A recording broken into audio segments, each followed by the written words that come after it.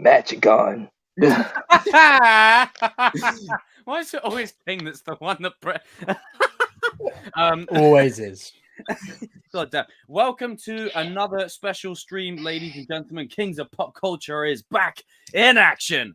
Woo! I've just broken my glasses. What are we going to be talking about in this stream? We're going to be talking about a multitude of things. Silver helps Daniel. That's one of Danny's things for later on in the stream when we get to the Cobra Kai segment. We're going to be talking about Ant-Man 3. Spoiler warning. So if you have not seen Ant-Man and you are intending to see it, get the hell out of here and then come back. And then we're going to be talking about Guardians 3 and The Flash. So, Danny, read out that list that you've constructed, and we're going to get this steam train rolling. I mean, you pretty much took half my job, but I'll say it anyways. But so, like for the first segment, we're gonna be talking about our final thoughts on the Super Bowl trailers. If you guys were with us at the Super Bowl, we're gonna be talking about Flash and Guardians. I got copyrighted. Yeah, that too. Also, just for a small little DC segment, it ain't gonna be that long. It's finally dead, folks. It is finally dead. Like they said, like, listen, bury it. Snyder fans, it's over. It's done. Yes, we're gonna be talking about that on DC. For Marvel, we're gonna have two segments on it. We're gonna be talking about Guardians 2, Volume 2, and then we're gonna talk about Ant-Man 3 for our final thoughts. And then we're gonna be talking about Cobra Kai, of course. Like Terry Silver and Daniel potentially might be teaming up. I'll get into that. Mr. Jacob, go ahead, take over the stream, sir. Right, so we're starting with Guardians, right? Yeah, Guardians, Flash. It doesn't matter. We'll start with Guardians, because I'm hoping for a little Flash Darius cameo when we talk about Flash. Fingers crossed. But I think with this movie, like I've said before, no punches are going to be pulled. I think there's going to be a shitload of death in the movie. I think we expect Rocket to die. I think that's a given. I don't think that's a mislead. I think he will probably die in the movie because knowing James Gunn and the type of guy he is, that emotional tether he will pull. And what I've noticed is anyone who survived the snap in Endgame's time period seems to have been given more to do post it, and everyone that survived it is now kind of being phased out. So I think Nebula's arc has kind of come to a conclusion. Rocket's arc has come to a conclusion. Drax's arc came to a conclusion. And with all like the drama surrounding James Gunn and Marvel and all that kind of stuff and him going over to DC, I really wouldn't be shocked if he said to some of the Guardians actors, hey, I'm going over there. You can stay here or you can choose your ending. Like, I'm giving you the option. I really wouldn't be surprised. I think Star-Lord will be fine because you can still have him in and around the universe. And I think he's too much of a selling point to kill off. Same as Groot. And Gamora's already died once already, so they're not going to do it again. And Groot's already died once before. And again, he's like Baby Yoda. So, you know, toys, you know, they're not going to sell it. They're not going to do that. So them three, I think, are safe. Everyone else, however, I'd be worried about. I think Mantis could make for an emotional death, especially after the holiday special thing they just had, where they revealed that she's a sister. That could be a very heartbreaking death scene. Drax's mission is done. Rocket's lifespan is short. And Nebula's arc is completed. So I think those are the four that I would put my money on.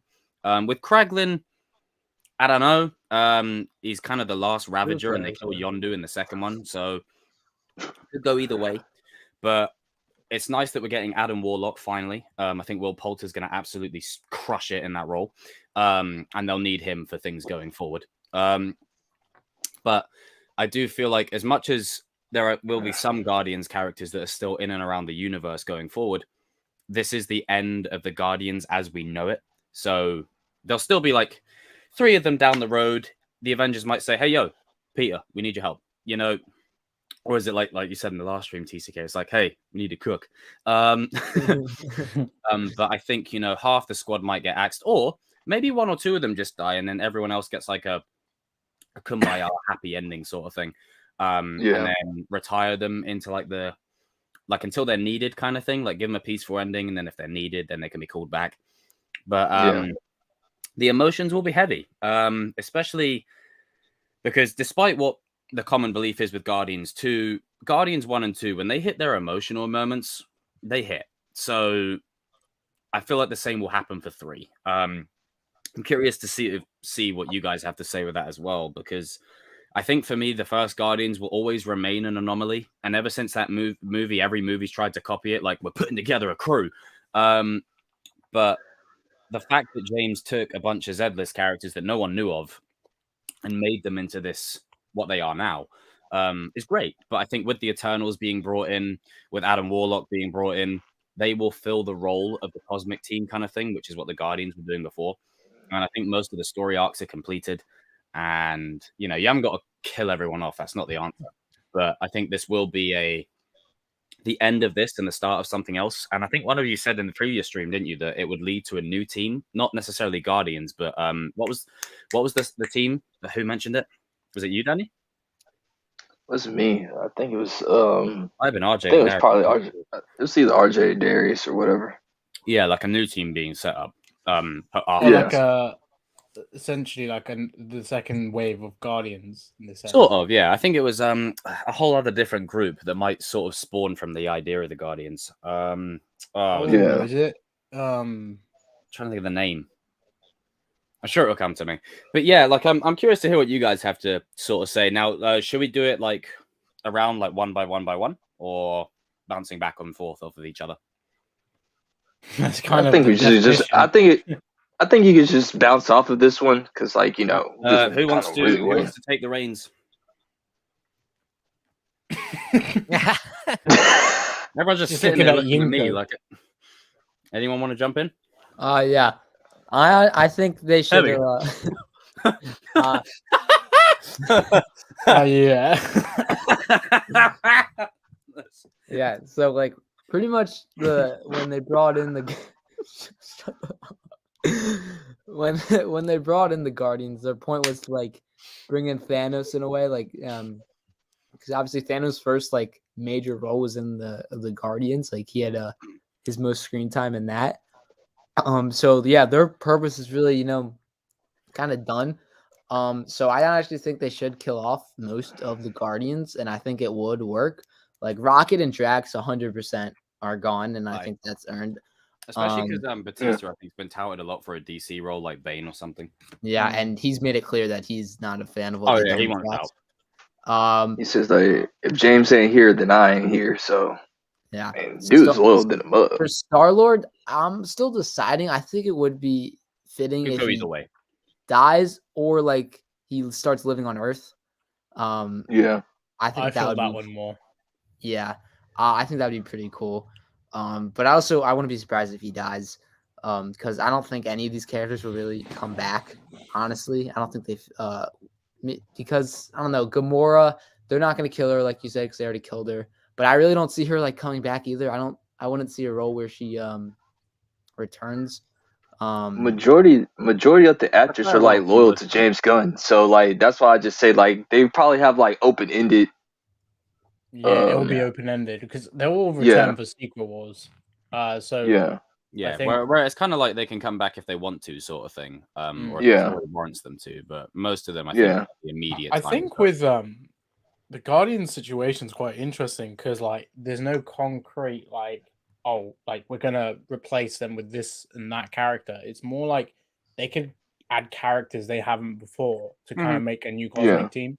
And Adam Warlock is. They did that in Guardians too as well, right? Because I guarantee you, if it was up to James Gunn, he'd probably kill everybody. But like Kevin Feige probably just told him, listen, bro, I know what you want to do. I know you personally. We're good friends. Don't do that, man. Don't do me like that. I need some of them. I think one or two need to survive. I think. I think Mantis will survive, and I think Groot will. I mean, of course, when we say they need to die, like I just want to put this out there for people online. It doesn't mean we need to kill everyone. No, it's not that. That's unnecessary. I feel like if you kill Mantis, it's like, how much is Star-Lord gonna lose? Like he's just technically got Gamora back, then he loses Mantis. So, like, I just saw that whole reveal is just gonna be like tragic for Star-Lord again. I think Nebula is gonna die though. I can see him living on Asgard, the new Asgard, and maybe Mantis goes with him there. And maybe that's because of Thor. So that's like the last remains of the family kind of thing. Yeah. I can see anyone that's sort of like off-world and they want to come to Earth. I can see New Asgard sort of being that place for them. So Groot is definitely staying because merchandise. That ain't happening. Like, it's Baby Yoda. They ain't killing him off. I think Groot could play. He could be at New Asgard as well. I think the guys that survive they'll just be based there. Yeah. And remember, they know of that place because of Thor. So I think that's the first place they're gonna think of when they think of Earth. Oh yeah, Tristan, I agree. I think Adam Warlock will kill Drax. I think they showed it in the trailer. Do you know what? It might be one of those moments where people really don't like Adam Warlock, but then as his arc, that's the start of his arc. That's when he starts to become more likable. Oh yeah, I don't think we'll like him this movie. I think it'll take some time. Yeah, because you gotta remember as well, like obviously he wasn't included with the whole Infinity War Endgame stuff, because in the comics he is. He's an integral part to stop Thanos, but they obviously went a bit different with that. So should have been in there. There's a lot of stuff that they need to do with Adam Warlock. So I mean, they might give him that role for like with the Kang stuff going forward. Yeah. I think he's like almost like a key component.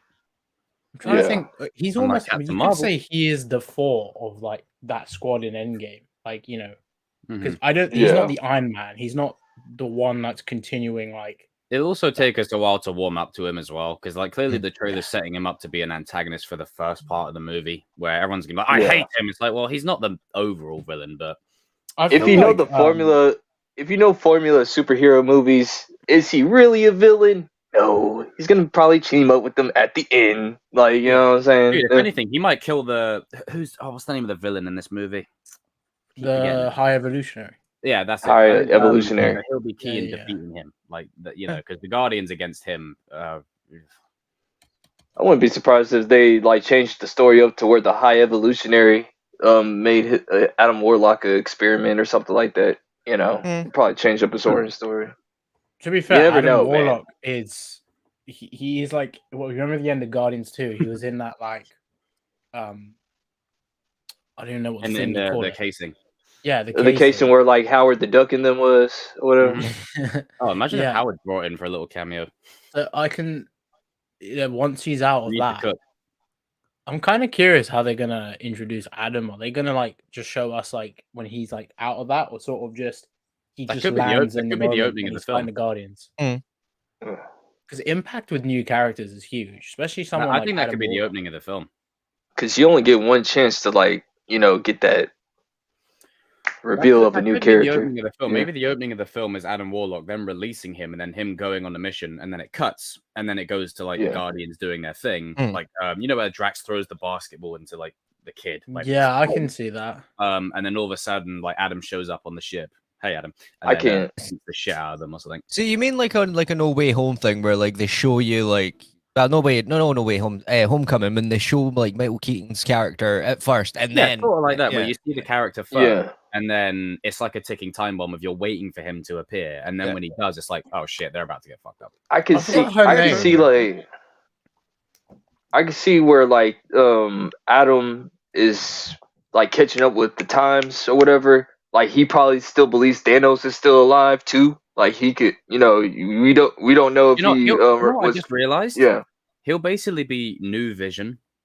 Like what Vision was through the Infinity Saga, where it was just like, I was born yesterday. It'd be like that kind of thing where they have to like, it's sort of like he's an like speed up 3PO. Like it's I could sort of see him being that kind of role going forward.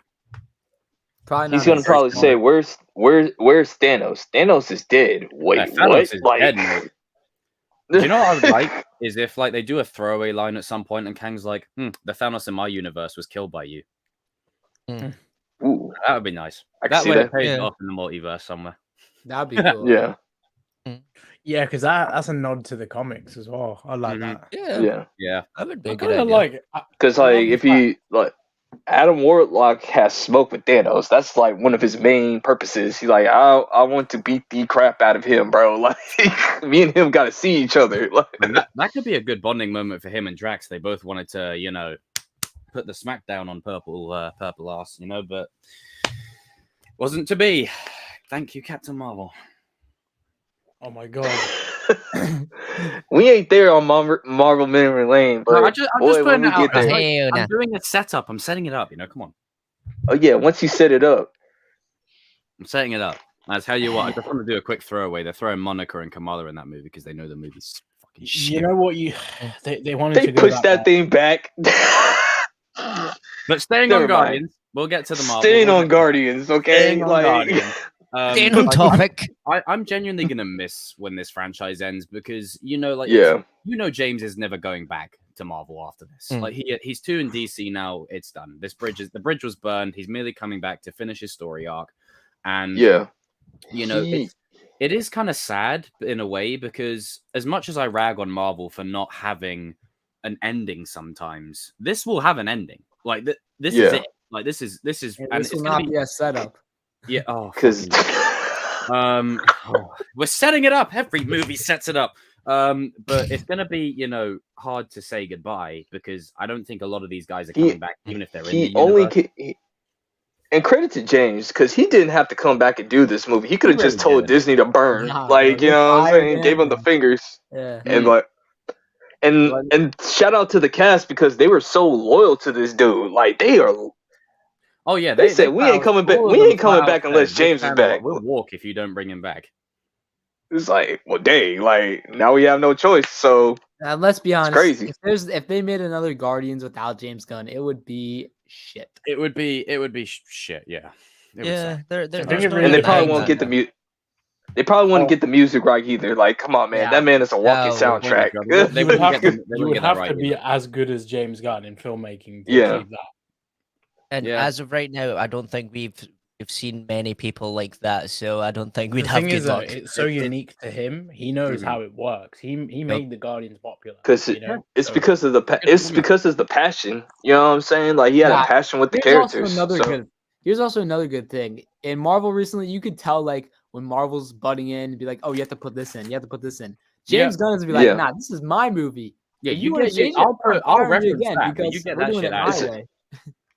It's a like say what you want to say about James. Like the dude has an ego, but like when he does something, it's like it's pretty Yeah. good, man. Like Agreed, not all and the that's what- time, that's but what's like gonna make it so hard to say goodbye to these characters is because these three, like even though the second one has its iffiness, it still feels like when you're watching it, you're watching a Guardians movie, you're watching the sequel to it, so you know that this third movie, even if you just took the Guardians trilogy out of the MCU, you would have no context for certain things, but you could still just watch the three of them on their own. And you Yeah. could still, like each one still flows into the next.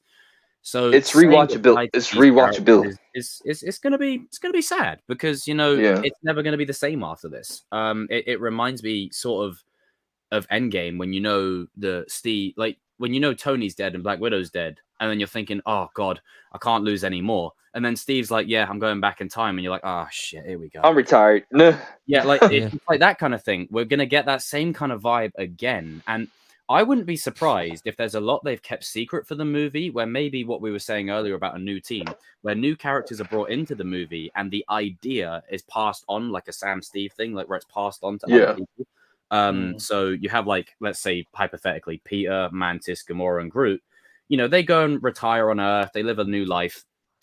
Everyone else is probably dead. To be honest with you, I wouldn't be surprised. I wouldn't be surprised if the Eternals make a cameo. I in wouldn't be here. shocked either. Like, They've already put rumors Yeah. out there that all those Eternals that were killed off are coming back because they're, on a cycle. Yeah. So, I mean, and Icarus. I hope we see someone like Hyperion teased at the end of this because Oh.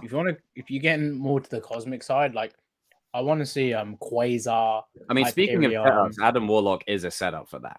Yeah, all those Adam Warlock Yeah. is the start of the cosmic era, Mhm. so like he is yeah. the one. Because I mean, going forward, like X-Men aside, they'll set all that stuff up on Earth for them to deal with that. But people like Galactus or Doom, you need people like the Eternals. You need people like Hyperion. You need people like that because as much as I love, let's say Shang-Chi and Shuri and Sam, the minute Galactus shows up, you three are dead. Like, bye bye. He's eating the Basically. planet. He's eating the planet. You're gone. It's like, could you just imagine, like, Shang-Chi, like, just going, "Wachong," and then the Galactus is like, "Get the fuck out of here." Just like tosses him to the freaking side, But I then think Galactus would be racist, bro. He only kills.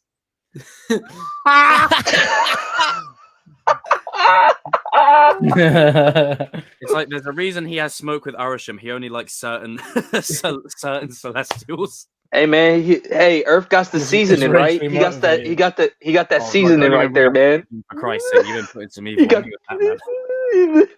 They put some seasoning on this planet, Jacob. Their food, Daddy. God's sake. I am excited to see where it goes because knowing James, he won't leave them with nothing. James will leave them. Do you know what? Dare I say it? What James will do is he'll leave them with, and I can't believe I'm using this as an example. It's bringing up PTSD already. When J.J. Abrams did Force Awakens and left Rian Johnson with story notes and basically a clean slate of where to go from. Now, obviously, Rian Johnson did a 180 and said, "Fuck your plan," and started fresh. But I think James will do that. So that way he'll go, look, okay, I'm not leaving completely on bad terms. Here is a platter. You've got Adam Warlock set up. You've got all these doors that are now open. He's pretty much a professional. Yeah. So he'll end his segment, but he'll leave the door open for whoever's next to do more with it, or Marvel in general. So it won't be like, okay, right, I'm out. Deuces. Bye. It will be like, okay, I'm out. That's the end of this. If you want to use, because I'm telling you, man, you can. I'm telling you, bro. If they didn't make him sign that contract of him like killing everybody off, like he would do it. Like, yeah. I mean, it genuinely wouldn't surprise me if he's asked the cast if they wanted to go or not. But then Marvel will definitely step in if some people, because I think people like Star-Lord, like just looking at it from the business angle, he's too marketable. Yeah, kind of can't kill him. Yeah, Gamora, she's already died once. Well, Groot. Okay. I mean, for Star-Lord, a lot of people don't like Chris Pratt. So like he's like he's them. He's 50-50 at this point. He's 50-50. But Gamora and Groot, they're those are your two. Groot, they need to sell toys. And I don't want to see him die again because that first time was more than enough. I tell you what, though, as much as Mantis's death could be sad and Drax's death would be sad, like, and Nebula's even, Rocket's one will get me, bro. That's the one that's gonna get name, man. Even that scene where Groot got dusted away, bro, and Rocket's like crying, even that got me. No, like even in the trailer when he's like wiping a tear, yeah. Shoot. Because you know the bit where like Star-Lord's like screaming no.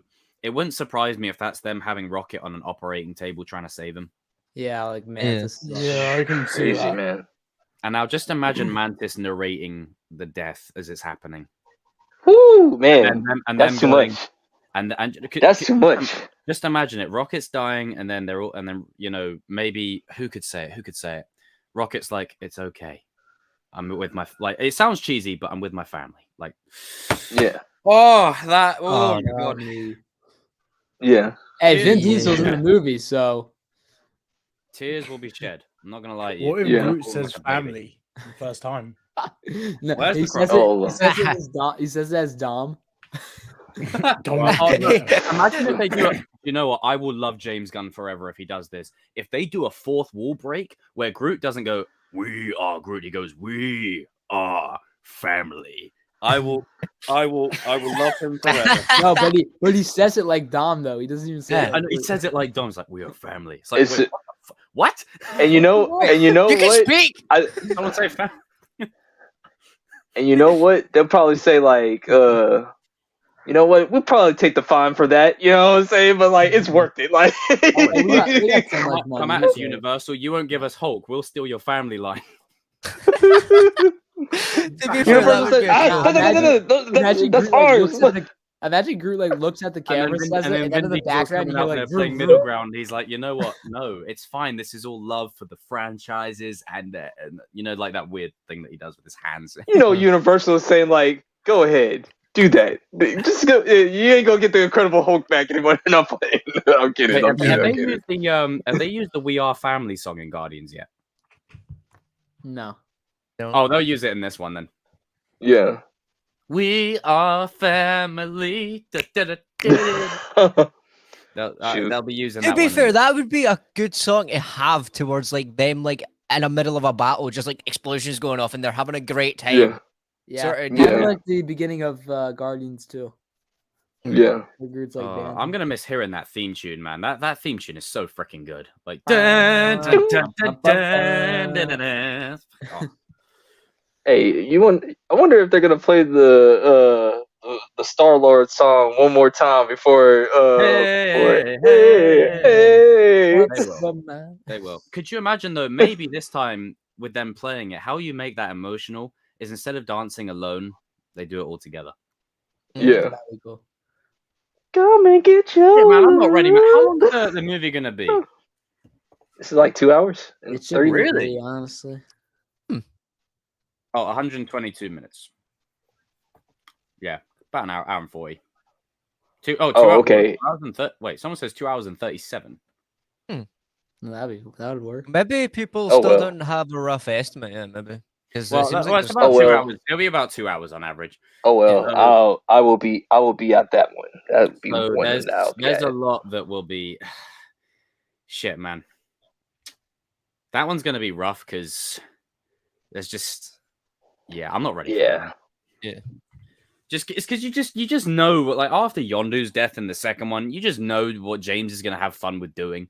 Like someone said to him on Twitter once about killing characters, and he said, "Well, I get emotional writing it. How do you think I feel?" It's like, James, don't be that guy. You're secretly sitting there sometimes going, oh no, he totally loves doing it. Like seriously, he Totally knows loves what doing he's Rick doing. Flag.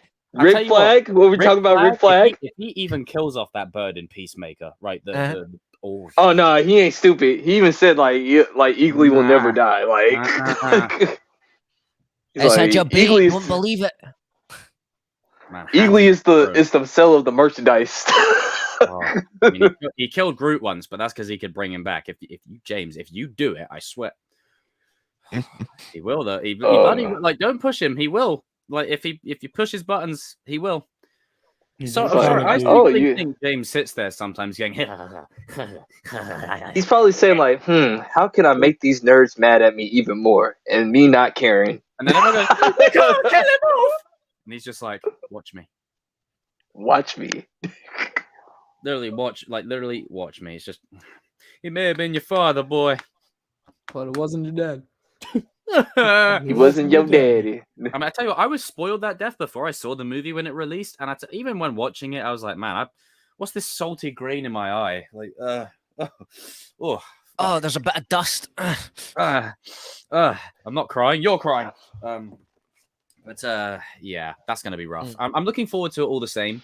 It will open a lot of doors going forward, as we discussed, but it will be a nice fitting conclusion to the Guardian saga.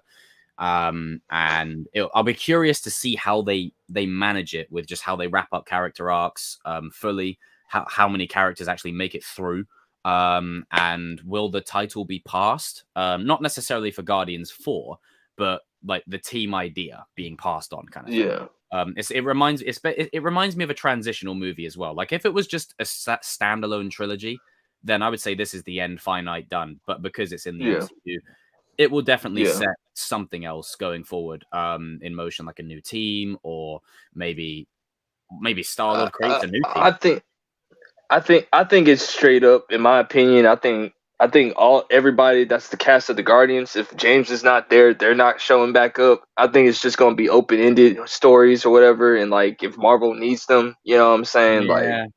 Because that's what I mean. This is the end of the Guardians as we know it, pretty much. It's never going to be the same after this.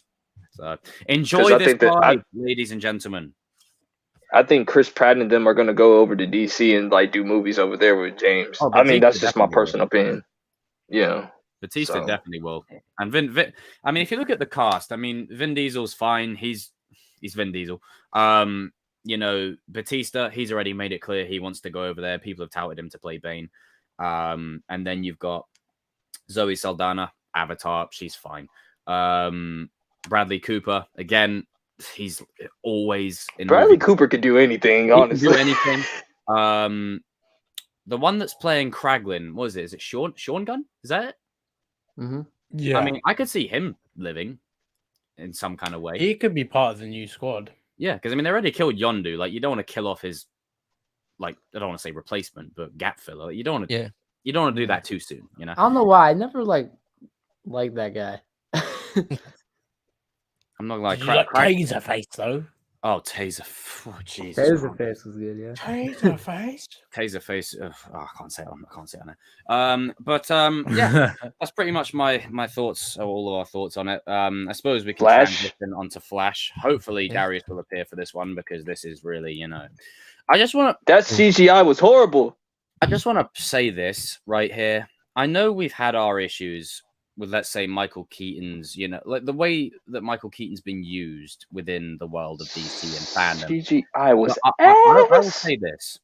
If you're going to bring Michael Keaton back, and I don't care what, when everyone gets their knickers in a twist, the fact of the matter is if you earn Michael Keaton's return, people will be on board because it's still Michael Keaton. It's the first, I know, King, you're going to mention a certain someone, but it's the first live action Batman, the first proper live action Batman, not that shite, fucking punching inflatable sharks. Shout out to Adam West. Just like, holy Willikers, Batman, we got to stop him. Good thinking, Robin. It's like, well, no, let's not stop him the other week. Why not? Stupid. But, if you earn it, you get everyone on board. And I feel like... So, is this Flash movie a Batman movie? No. So what I'm going to say here is the truth of why this movie is coming out, right, isn't to do with Ezra. It's $400 million. They want to recoup that investment of all that money. So after this... $400 is why. Like, Ezra is gone. After this movie, Ezra is out that door. 100%. So it's I saw a rumor earlier on today that Grant Gustin was in, like, they were replacing him. I saw that too. There's no way. I don't believe that. The thing is, as much as I wouldn't mind it, Grant's been doing the Flash for nearly a decade now. I don't think he wants to do it anyway. And, he's so done, yeah. And they're already at a point where they're trying to keep it so they say, keep it consistent. They'll just start Flash anew. But seeing two versions of Ezra Miller in one movie. Like, I'm going to see this movie for Ben Affleck, Michael Keaton, and Michael Shannon, who's playing Zod. Like, I'm seeing it for them. I couldn't give a frog's fat ass about Supergirl. You haven't earned her appearance. Two versions of the Flash. I don't care. It's a Batman movie. It's a Batman movie. Like, you're literally using the Flash's story arc in the first fucking movie. Like, it's like what Star Wars does whenever there's a problem with the law. Oh, it's the Force. It's like in DC, it's like, oh, it's just Flashpoint it. It's like, no, you haven't earned this. You haven't earned it. You're telling me this. It's like I don't believe you. It's like when people say, "Why is this movie coming out because of Ezra Miller?" I just said, you know what it is? They're trying to copy No Way Home. It's $400 million. That's why. Like, that's all you have to know. But like, you can see within the trailer, they are trying to copy No Way Home to a T. And it's like, you want to know why No Way Home was so good? Because it was fucking earned, and everything in that movie was set up. And it was set up. It's setting it up. As much as I rag on Marvel all the time, at least it was actually set up. Yep. As a Batman fan, this movie, I mean, like this. I ain't feeling it, dog. No, it feels like nostalgia bait. Yeah, 100%. Bad nostalgia bait. Look at the trailer, though. Look at the trailer. They knew people were not excited for this movie. That's why they showed Ben Affleck. That's why they showed so much of Michael Keaton. They showed a whole bunch of Batman and a lot less Flash. It's not the Flash. It's the Batman Part 5. I mean, very much. Pretty much. As well, though, the other part of this, to the Snyderverse fans that are still holding on, I just want to say this: look at support this trailer. The trailer tells you your universe is done. This is the days of future pasting it. It's going. Bye. We ain't even there yet. Like, they've killed off everyone in the universe as a way to soft reboot it. Yeah, seriously, let's get to that point where, like, when I saw the trailer and it's just like Michael Keaton Batman, I was just like, oh, they're trying to sell toys and trying to get people in seats. I did get chills when he said, "I'm Batman," because that was it. Of course. I did get chills on that part.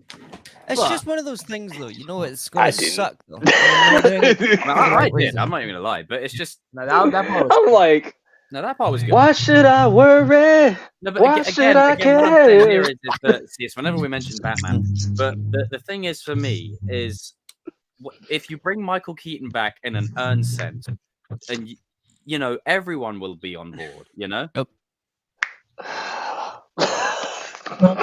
So, like, are they going to time travel back to like the Man of Steel days and then? Oh yeah, they're you know, going with back that to whole- they're going back to the whole beginning of it all. No, this is the plot. They were saying like during the battle between Superman and Zod, like Barry was saving people secretly. What? Was he there? He was I know. secretly running about this whole time, was he? Oh, okay, bro. So It's the DC Uh, multiverse legend. striking.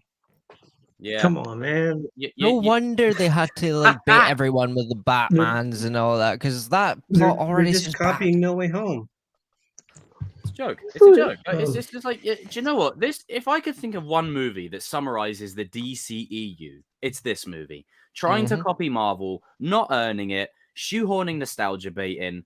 Like, and you know what?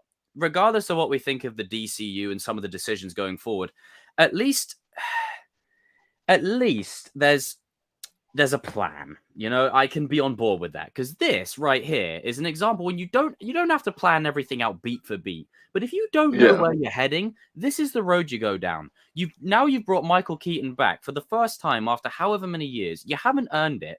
So if you ever bring him back down the road, well, you're just not gonna. Well, the thing is, like, you know, Michael Keaton's getting old. Well, he is old or whatever. George Clooney's old. Val Kilmer's old. Christian Bale, he's I old got in a too. debate with Like, someone that said that, you know, they should keep them like the full-on multiverse open. I said, no, they need to reset the No. I'd say they could keep the multiverse open if they had their shit together, but right now they need to close that shit because they are messy as hell. Yeah. They right said now, Michael Keaton is 71 and Alfred was 73 back in 1989. Yeah.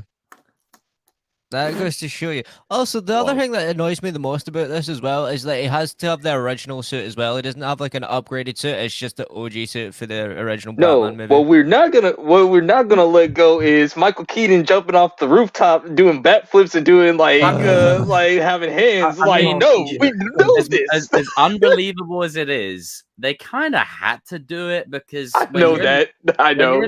When you're in the same movie as Ben Affleck's Batman, like. I mean, yeah. I'm sorry, man.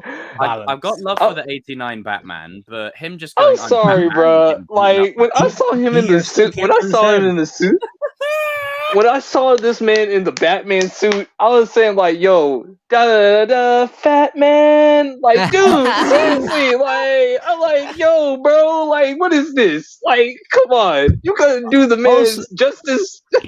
You didn't do the man justice, bro. Like, you gonna bring him back, and he's like the same size as Adam West back in the day. Come on, man. All the CGI that you have." Also, if they want to keep it accurate, they better keep it that he cannot move his neck in that. Because I'm telling you, if he can do all this 360 stuff with his neck, that's not realistic to his suit. They'll CGI it for sure. No, it's just like legit. I was having a debate with my friend at the shop the other day. I said, like, dude, that suit looks trash. Oh man, I think it's amazing. No, it's not. He's fat in it. They ain't even showing it. Like, you ain't even giving him no justice, bruh. Like, you go and bring back Michael Keaton. To be fair, like, you see my reaction when I heard Jacob say like consistency and DC in the same sentence. That's how I feel about this movie. It just now, it doesn't correlate. It never has, never will. It's just like, I mean, at this point, and you want to know? You want to know what's the crazy? To become something, this movie epitomizes everything that's wrong with it. Just get rid of it. You want to know what's the crazy part? I'm tired of DC people like the whipping boy here. You want to know what's the crazy part? People actually believe that this trailer is better than the Guardians trailer. I don't see how. And everything. Okay, no. Slow down. Hold on. Whoa. No. You got people that are saying that this trailer is better than the Guardians of the Galaxy trailer. Now, I don't know what type of drugs you've been on. I don't know what you're smoking. You need to get a off of it. right, to anyone that says that trailer is better than the Guardians 3 trailer, let me just show you something. Where's my fucking chase, right? You see these lovely glasses, right, that you have on, right, for DC nostalgia. Just take the rose-tinted glasses off, okay, and look at the movie for what it is, rather than what you think it is, right? And can we put some respect on Guardians 3? Fucking Body positive Batman. Yeah, we don't need a body positive Batman. yeah, we can get that to hell. No, thank you. We don't need no body I'm positive sorry. Batman. A huge reason why people love Batman is because he's a human dude that has put himself in peak physical condition to beat the shit out of people. It motivates people to work out. Even in BVS, that workout scene, oh, that was clean, man. That was clean. I'm sorry. I just don't want to see Batman sitting eating donuts and it's like, yeah, he can totally kick ass. No, he can. It was already, I don't believe a reach in the animated film, you know, and like the old Batman is fighting, so like that was already a reach. Like, come on, you know. But having Homer Simpson Batman, no. I'm sorry, it looked so trash, bro. I was like, that was the first thing that I saw when he was in the Batman suit. I saw that big old gut, like, you know. I mean, there's definitely some positives in the trailer. There's a couple. It's just, I feel like I'm at a point with it where when I see Ezra Miller, right, and I'll say this on air, when I see Ezra Miller, I just think what you always say, kids, King, suburban white kid. Like, I just think of that. Like, put this dude somewhere where he can get beaten up. Because I'm sorry, the fact, right, that Henry Cavill is gone like that, and he's still that. Like, I get they want to recoup their investment, but the fact that there's still people going, now we've got road to recovery, we're going to keep him as the DCU flag. Get that shit out of here. No, if he was anyone else at a regular 9-to-5 job, he would be fired. He'd have been gone. You'd be fired and be thrown out into the jailhouse, but that's a whole nother story. But that's a whole other thing. That's a whole nother stream in itself. You know, and then seeing Ezra Miller like cradle himself in the trailer, it's like he wants to make out with himself on the spot. Yep. Like he's like this. It's like, oh yeah. This dude has the dude has a crush on Supergirl. Ugh. Yeah. Also on the Supergirl like thing as well. One, it's definitely not earned, and two, why is it that it seems like every single interpretation of a superhero has to be changed somehow? It's like, oh, this character normally looks like this. Now we're just going to give them like, well, in Supergirl's case, black hair. But, you know, I was expecting something like pink or purple or something because that's the way it normally goes. And it's like, can we just get the actual accurate character for a change? Oh, but we don't want it to be too close. At least Marvel will do that. Exactly. It's like, bro, because like that was the same thing how I felt. I was like, okay, this is not Supergirl. Not Supergirl. Yeah. Yeah. Also, she... Not in a mean way, but she looks too skinny as well. Like, she doesn't look like she could beat someone up. She looks like paper thin. So it's not like you could have got a toned woman to do it. So I'm not saying it's the woman herself. It's just that she doesn't look like she could do some damage. And she's meant to be Supergirl. What's up, RJ? RJ. The Flash. You just talk about it.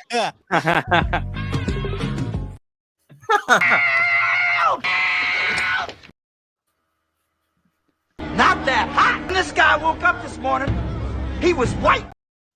Not that hot.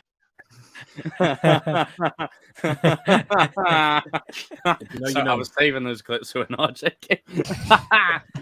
Woke up this morning. So RJ, you've arrived at the perfect time. We were talking about we were talking about the Flash. So RJ, your thoughts on the Flash trailer, please, because there are people out there that say it's better than the Guardians 3 trailer. See, it's just not like DC fans. There are a lot of Marvel fans that are saying the same thing. So it's like, you see, Guardians 3 trailer was simple, and that's all it needed to be. Agreed. They showed us the whole entire movie. Again, thanks a lot, DC. The Flash trailer, that is what you call ass. Geez, Double capitalized all the letters. That is ass. Batman. That CGI was terrible. That was all at the end. That was awful. Like, you got why? I don't know why they closed in on Michael Keaton's face. He's like, yeah, I'm Batman.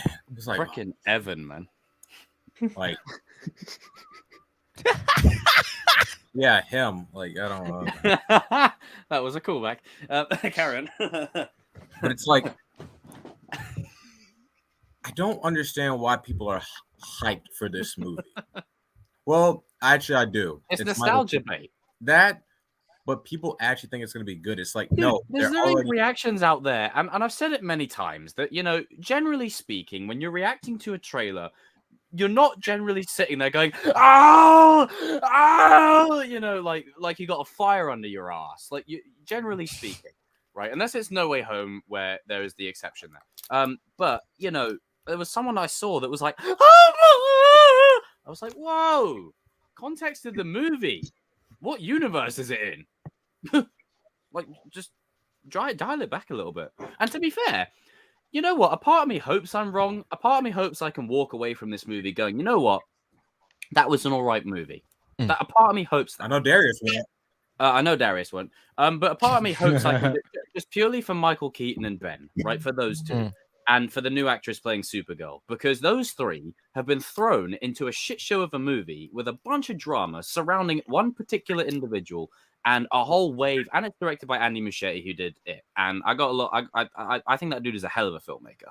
So I wouldn't be surprised if, like, Ben, you know, I don't know how much Ben's in the movie, but I wouldn't be surprised if Ben or Michael Keaton get sort of like horror-esque kind of fight scenes, because that's his shtick. Hold on, I gotta say this. Michael Keaton's Batman in this trailer is like whooping ass. Like,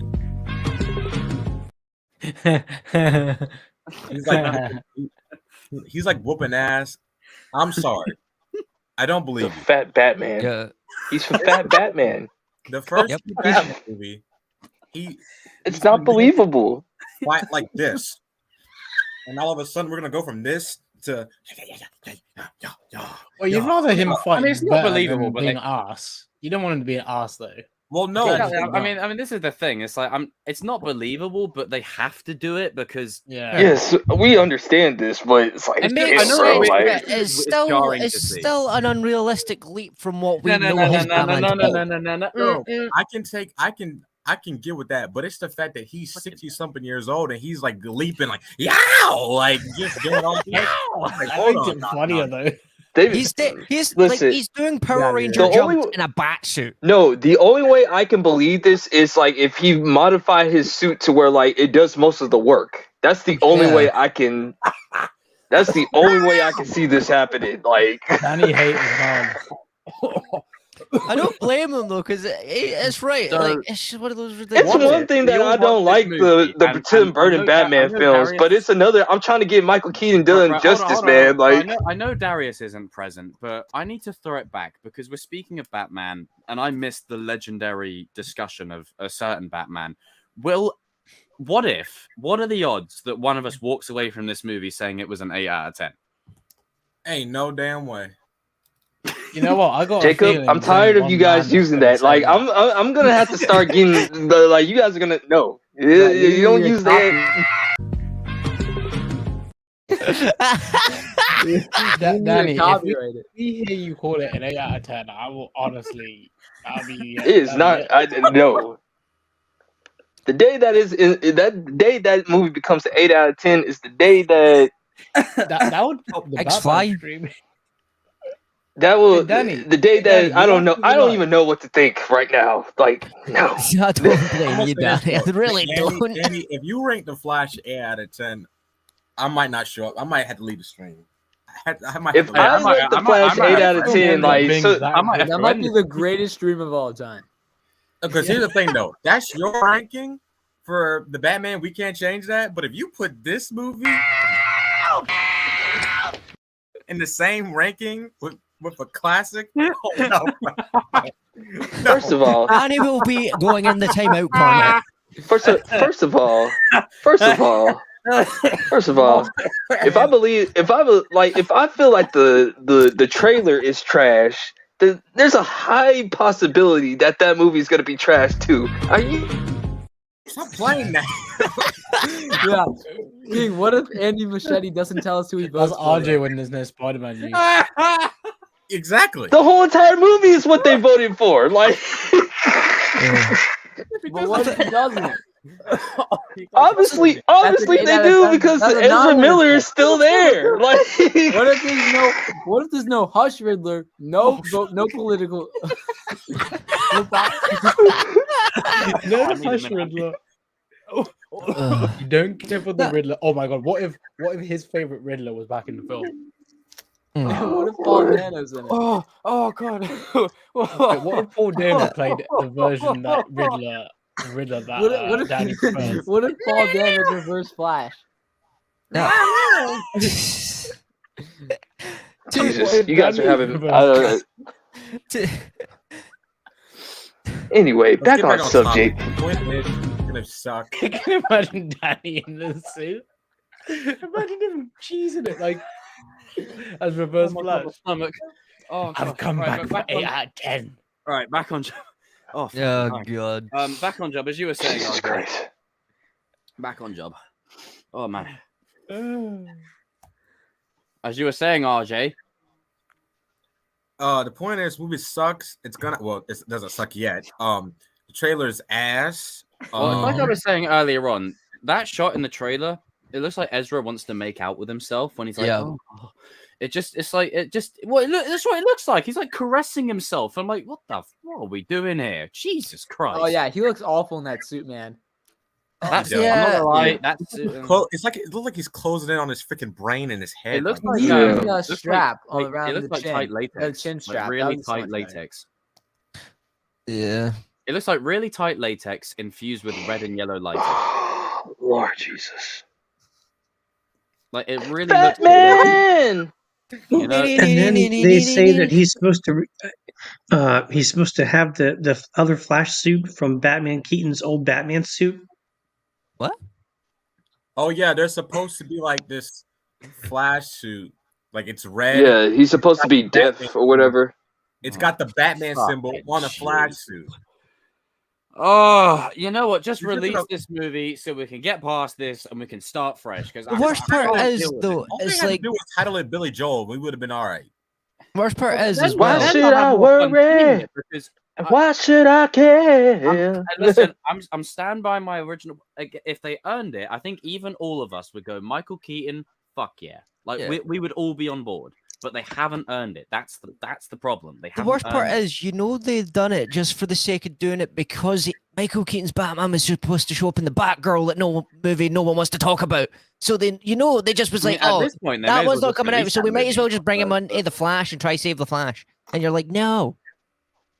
Kill me. Yo, what are Legit, people no. saying in the chat? Like RJ, what did you say a few streams ago? You're like, I am so sick of this. What the fuck? What is in the chat? Whoa. Okay. Right. That. What's going on? Don't Look even. at what, just someone carry said in on. the chat. Carry on. Let's not. What did you say, Jacob? What Don't did I feed say? the monkeys. Yeah. So.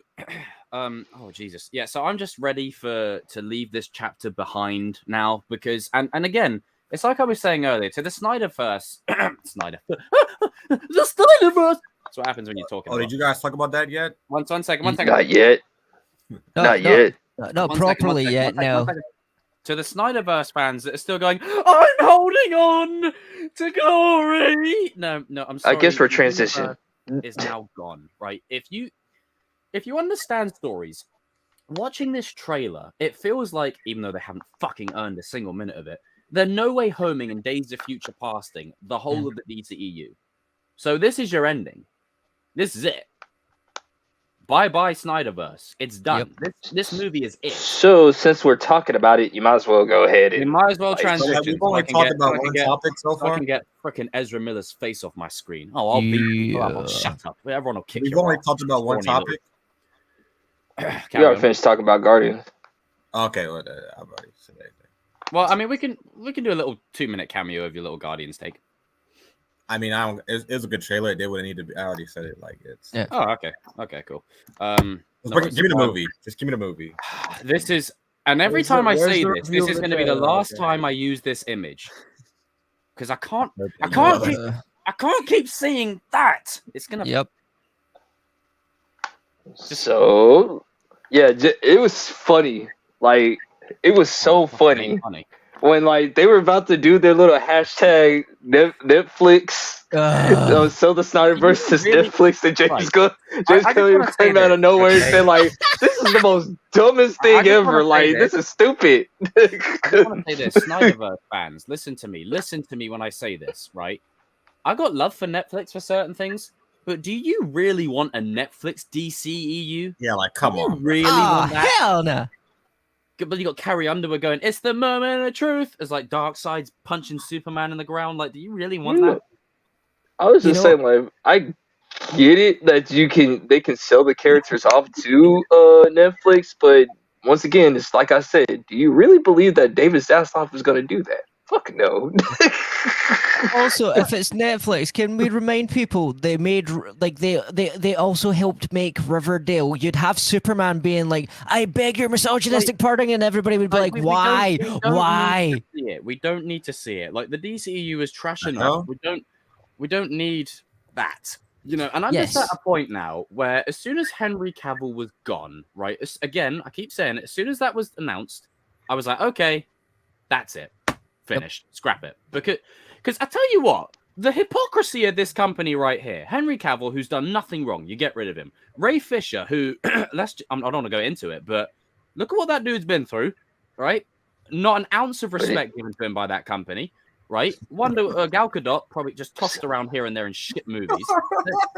then you've got Jason Momoa that's now going to be casted as freaking Lobo, you know, and then you keep this little scrawny fucker up here, this little piece of shit here. I tell you what, right? I'm not gonna. Sorry, Urban Jacobs coming up. No. Point is. Freaking Evan, man. Point is the if you know, you know. Point is that I'm at a space with the DCEU where it's time to let old things die. Let the past die. Kill it if you have to. Let it. I want it gone. Get rid of it because it's like that bad ex that you know you got to get rid of. Right? The toxicity is rife. Yeah, you know, like with, and then you're just saying next week. You're saying next week, and then it's almost like, you know what? Get your ass out of here. I don't want to see you again. That's what it feels like with DCEU, right? It's like, oh, we'll leave next week. Nah, bye-bye. You know what Snyder fans are? They're like that Frankie Beverly song, "Before I Let Go." They're like singing that. Let it go. Before I let go. Listen. I got love for the Snyder fans. I really do. Don't tap me. I'm here on your side. I don't want to get don't threaten me. I'm here. I like the Man of Steel. I like the Snyder Cut. I love all that. Listen, you gotta let it go. Let it go. Because I know it's hard, right? And it's hard to accept. Any chance of saving the DCEU could have been done with the release of the Snyder Cut. When James Gunn typed up, when he said, "I already talked to Zack Snyder," and he says he's really happy doing Rebel Moon and he doesn't have to deal with problems, that was like the nail in the coffin. That's an indication in and of itself, right? The same way James Gunn is made absent from Marvel, Zack is now, it's done. He's like, dude, like. But I get that people want it to continue, and I know. Trust me, I know you want your favorite characters to continue, and you want your actors to keep playing them. I get it. The whole internet was behind Henry Cavill of this whole situation. Just check out Angry Joe's rant about it. Shout out to Angry Joe, great channel. But when I say this, it's no good doing this. One hole here, fill it. One hole here, fill it. Scrap the lot and start fresh now because the damage is so irreparable. You're trying to build a universe on a Jenga tower. Knock the tower down and start fresh. Because literally the Jenga tower is falling apart. Like whoever put that together was like blind in both eyes. To give James Gunn and Peter Safran credit, they probably was gonna look at the Snyderverse and try to restore it, and then they just saying like, "Oh no, They could. There was a way they could have saved the DCEU. There was a way, and we all know the Snyder Cut. There was a way. That was their opening, but they opted against it, and it was like, There's still a chance. Henry Cavill's got okay. No, it's done. And put it this way, Snyderverse fans, you got to be realistic here. It is an uphill battle trying to restore that universe. Mm-hmm. Like you're down in the shitter trying to climb up shit creek. To add to your point, like it was almost the more like time went on, it became like impossible because like Affleck was done. He was done a long time ago. He was not going to come back. And then you can even tell with the movies, like aside from what Ben Affleck was dealing with, or what Ray Fisher was dealing with, Aquaman kind of was like it changed its whole like all the character designs and everything changed. No consistency there. Shazam, no mention of anything else, and a Superman faceless end credit cameo. Like it was like we were always heading here. And then you got the Dwayne the Rock Johnson in his Black Adam universe. If the Rock can't even save it, then let it go. So, and also, Snyder didn't even want to come back. Like, how can you say like continue it if your head dude doesn't want to come back? Like, because it's like that's what like just sold it off for me when it was truly dead. When James Gunn already said, "I already talked to Zach already," and he says that he's happy doing Rebel Moon or whatever. And I was like, "Oh, it's over, dog. Tap out." Tell you that he's done and he's out and it's over. Yep. You know, and I don't want to.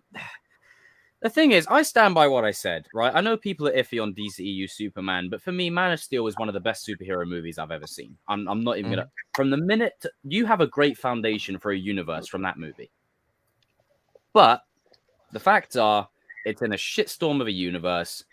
We got to let it go now. It's done. Let it go. Yep. It's finished. Let it go. And the thing is, right? I'll say to the DC Snyderverse fans what I always say to these people that talk about Cobra Kai, with the exception of certain. Time's up. So I'm just saying it straight. Time's up. Like the Snyderverse is done. Like we're literally 4 movies away. Blue Beetle is being kept, and that's it. Like that's it. We're done. We're on the exit path. Yeah, you know. And I know Aquaman 2 is releasing after Flash, but I think there'll be an ending on Aquaman 2 that's basically like maybe where the Flash, like you could just see like the Flash running or whatever at the end, and it basically just gets rid of it. Then Jason Momoa comes back as a great villain because that's why would they be getting rid of the DCEU if they're still releasing the 4 projects? Because of money. They want a money. And the thing is, I know you guys never understand profit before. They probably didn't teach you that in school. That's a whole other stream in itself. I'm not even gonna count Blue Beetle. Blue Beetle for me is DCU. That's not DCEU. So James Gunn already said like it's DCU. So like. So Blue Beetle is fine. Technically, if you want to be objective, Blue Beetle is technically the first DCU project. Yeah. These 3, however, right? These 3 are the remnants of an era that is done. And it's basically to close it off story-wise. So the Snyderverse fans, you may not like this as your ending, but you're getting an ending. Like, you may not like it, but this is the ending that you're getting. And it's a shit situation, but this is the result of the dogma and the hypocrisy and the stupid decisions that have been made by DC for the last 20 years. Like, it was always going this route. And this is why I always say how you end it is as important as ending it, because then you get shit like this. But we're at a point. Cobra Kai's got it. That's why Cobra Kai's got to end. Oh no. Yes. So it's time. It's time to let old things die. It's time to die. And you gotta understand from like James and Peter's like artistic way too. Like they want to do their own stuff. Like they don't want to have to. The pieces of like that's like me building a universe. It going to shit. Well, it's probably not going to happen because I actually know what I'm doing. I'm like that company. But if I was to build a universe and it all goes to shit, and then TCK comes in, and then he's like picking up the remnants of my mess, and then it's just like freaking Evan, man. And then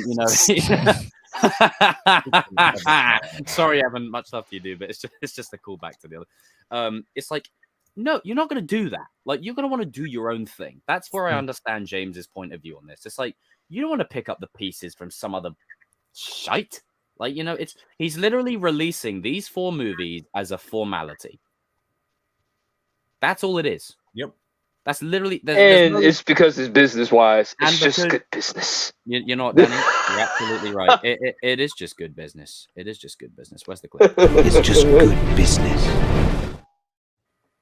It's like, I keep saying it all the freaking time that all these fans on the internet are going, but I'm a fan and I'm right and I get what I want. I get it. No, We're you're a fans pampered too. little white boy that never got told no. That's what you really are. But we're not going to touch upon that, are we? I just dropped my toothpick. But it's God damn. God damn it. God damn. Sorry, I had to say it. I'm getting. Like you should play that whole scene. I can't because I'll get copyrighted. That's why I've messed it up. Oh fuck. Oh yeah, that's part of I HBO only Max, played man. They gonna shut you real quick, like, hey. So yeah, like with the DCEU, we can That's the sum it up greatest like character of all time, too. one phrase next week. Next week. Nothing. It's done. It's done. Round of applause. like- for DC. Well done. It also sounds like this topic is done because it seems like we've all just said what we've got. Put it this way, right? When Henry Cavill was announced as back, and we were all screaming, I was happy. That was the happiest I've been talking about DC in a long time. And the then fact, they just like, why did you scream me it? And I can't have it. So it's just kind of like the damage is now done. Like the bridge is burned. Again, it's like being in a toxic relationship. And you need to get the hell out, and then you just keep going next week. No, now, now, and no, it's time, And to be honest, I think I speak for all of us when I say we're just tired of this. Like we're just tired. Yeah. Like DCU, we don't know what it's going to become. There might be projects in there we don't like, but let's just say hypothetically, in another universe, there was a DCEU for Marvel, right? And then they said we're going to reboot with the MCU. Even with the MCU, Dark World, Iron Man 3, Ant-Man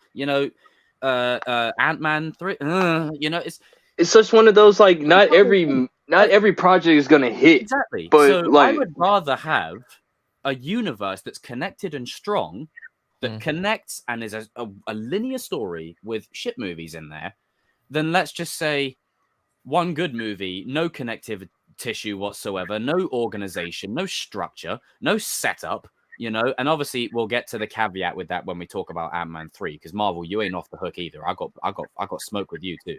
set it up. I have to hear that shit one more time. But with DC, right, this is an opportunity now, DC, and we'll look back on this moment in a few years and go, you know what, we've got scars, but I'll extend an olive branch. Snyderverse fans, it's not the same context, but as superhero fans, we've been here before. X-Men. Last Stand. Oh god! About that? Like 1 and 2, you had a great cast, decent story in the first one, really good story in the second one, pissed all over it. Trash. And then 3 was trash. We've been here before. This isn't our first Trash. rodeo, okay? So superhero genre fans, you will be fine.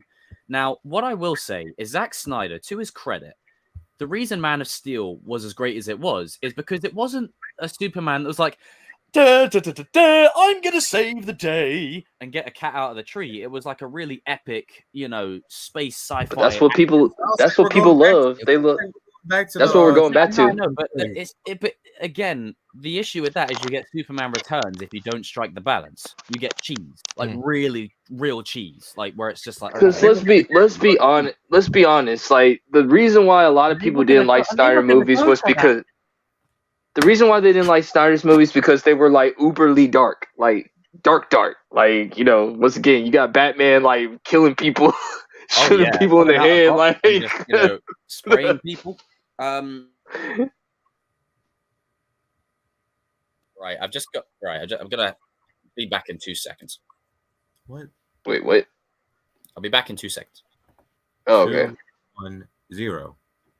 Okay, now Jacob's gone. It is awesome. Right. So, what is Jacob's most annoying trait? Let's go. No, but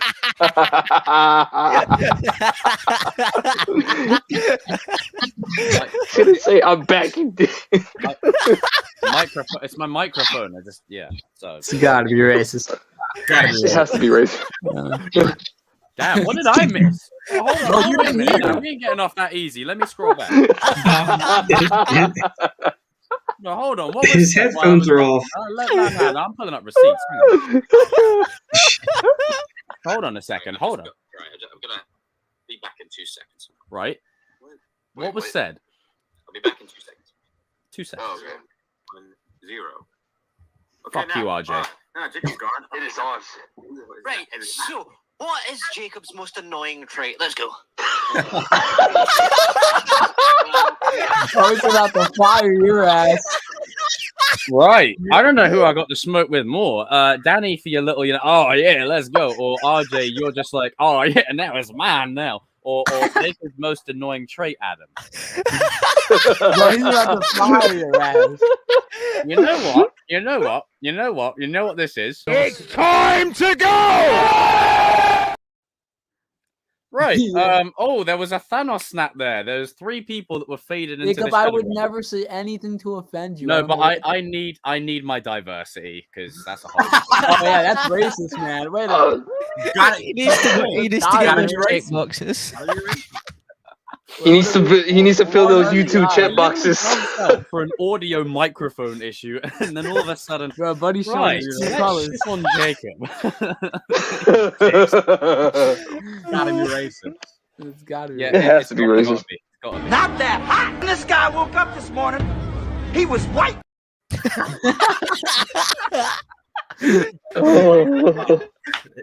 I'm sorry. Do you know what? I edited this clip earlier on, and I was like, I need the soundtrack. I need a part of the clip, another part of the clip, and not get copyright. Now, so back on topic. What were we saying? Hey, strikey. Legendary. Shout out to the 26 people watching right now. Smash that like button. Don't do it next week. Yeah. If you do anything live, No, don't do it next week because I know they're watching. Now, what were we talking about? Back on job. What was our? It's just talking about like how the Snyderverse was like dark and they had to get rid of it, type of thing, or By the way, whatever. you You're guys are good with that BTW. But anyway, Speaking of what they should have gotten rid of, MODOK and Ant-Man 3. There we go. don't break. No, please don't break that. I'm not a dick. Don't break that. Are we transitioning? Nah, that was the You know what? transition. Let's just because I want to have a natural transition. I want to just randomly just go. Damn. Into like, let's talk about Ant-Man now. So let's just sum it up with this, right? Can we all sum up the Snyderverse in one word now? I'll start. Trash. Finished. But It your was. turn. Like, don't cut me off. Like, Just saying. like, don't cut.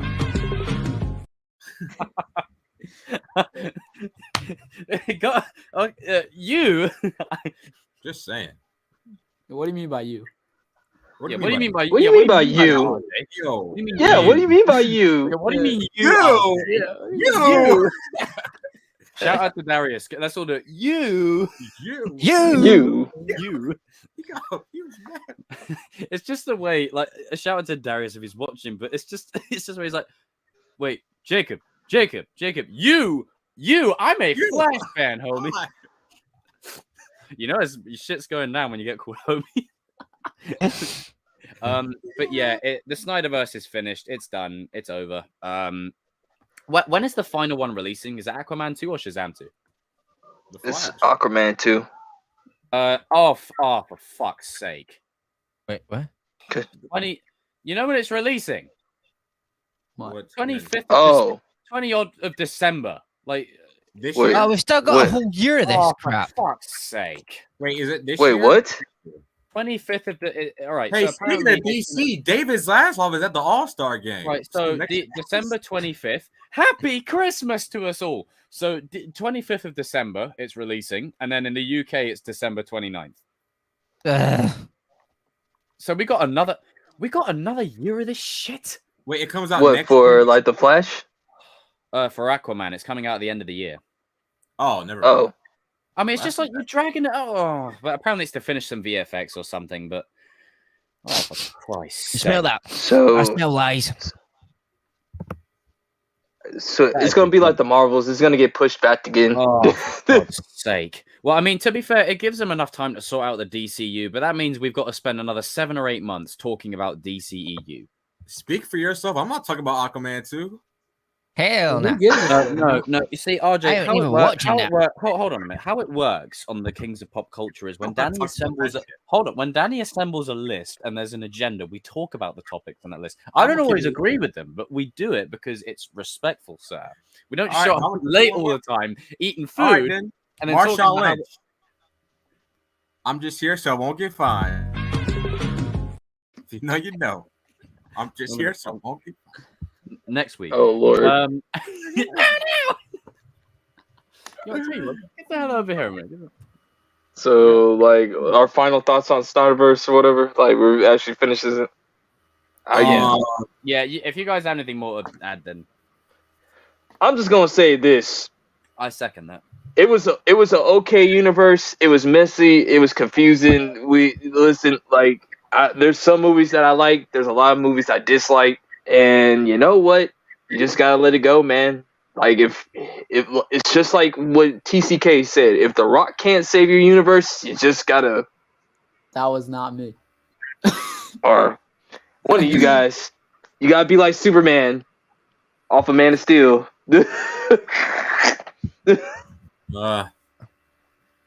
I don't care. I'm glad it's done. You know, I don't care. Come at me, Snyder cultist. Snyderverse fans. I mean, I'm not as passionately against it as you guys are, but do you know Well, I'm not what, against it, but this is what happens when you start like threatening people. Yep. Well, that was another reason why they got rid of it is because they were looking at the behavior of the fans too. But also, you know what? That's a very good point because dare I say it, right? Star Wars fans are bad, and we know this. But Snyderverse fans, you ain't far off. No, They roll deep. They roll deep, bro. Like you talk about Snyder, they like 5 or 6 of them come out of you in the comment section. Like, yo. It's probably a good thing. They come for you. They come for your wife. They come for your family. They do not care. Yeah, he's not wrong. They got no chill. Like the whole Zack stuff. Bro, somebody that had a whole bunch of money bought a plane to have restore the Snyderverse driving all over California, bro. You got people out there. Money. Like you've literally got people. Money. I don't like to be that guy, but perspective is important. You got people out there that literally crave a meal or a warm bed, and you got people out here just doing Floyd Mayweather business on planes. It's like me saying the Kings of Pop Culture is now coming to an end, and it passes on, and it's like, no, restore the Kings of Pop. It's like, well, no, I've made the decision. No, we're never gonna happen. But to give them credit, I gotta give them credit. We're doing this when we're 80 years old.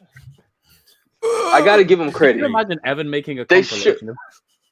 They should Evan's still making compilations. That's a trooper. To give the Snyderverse fans credit, they showed you if you are really passionate about something, the studio will end up doing it. I mean, they got what they wanted with any movement. There are positive fans, so there are fans that just genuinely wanted the universe to continue. They wanted to see the full vision released for sure. For those guys, yeah, he was chill. Yeah, for those guys, 100. I was so happy for them to see that realized because I was one of them. But it's just that whole wave, that whole tribalistic nature. It's probably a good thing because when you're starting, especially from James and Peter's point of view, when you're trying to establish a new universe and you're starting from the ground up, you don't want to be picking up the pieces of the Jenga tower that was left behind, but you certainly don't want to be carrying the bags of fans that come with it that can't tell their head from their ass on morals. Because me personally, even though I don't like it when James Gunn be going back and forth with fans, I think he'd be trolling Snyderverse fans hard, bro. He's saying I got rid of Henry Cavill and there ain't nothing you can do about it. I think you can't. No, it's done now. Yeah, it's done. So I mean, Henry Cavill does something to get back at James Gunn for that, though. I'm sorry. Oh, I mean, I'll say this before we round it off because we'll still be talking about DC, EU, and the mess that they've created until Aquaman 2 releases. But I'll say this: the one downside to all of this is what it could have been. Yeah, it's like the DCU could be great for sure. Well, only time will tell. But with the DCEU, there was so much potential. You just only have to just do one Man of Steel 2, get Brainiac, and then Literally there you go. Take it one movie at a time. Oh, you know what? I can't be. We've said it a million times. Yep. I'm fucking transitioning to Guardians 2. Let's go. Transitioning to Guardians 2. Man, I really should have used a different image because now it's going to confuse. Fuck it. Oh well. But Guardians 2, is this Memory Lane? Yeah, Memory Lane. So let's throw it all the way back to you may have been your father, boy. He win your daddy. Man. I like TCK for that. That was when he said that.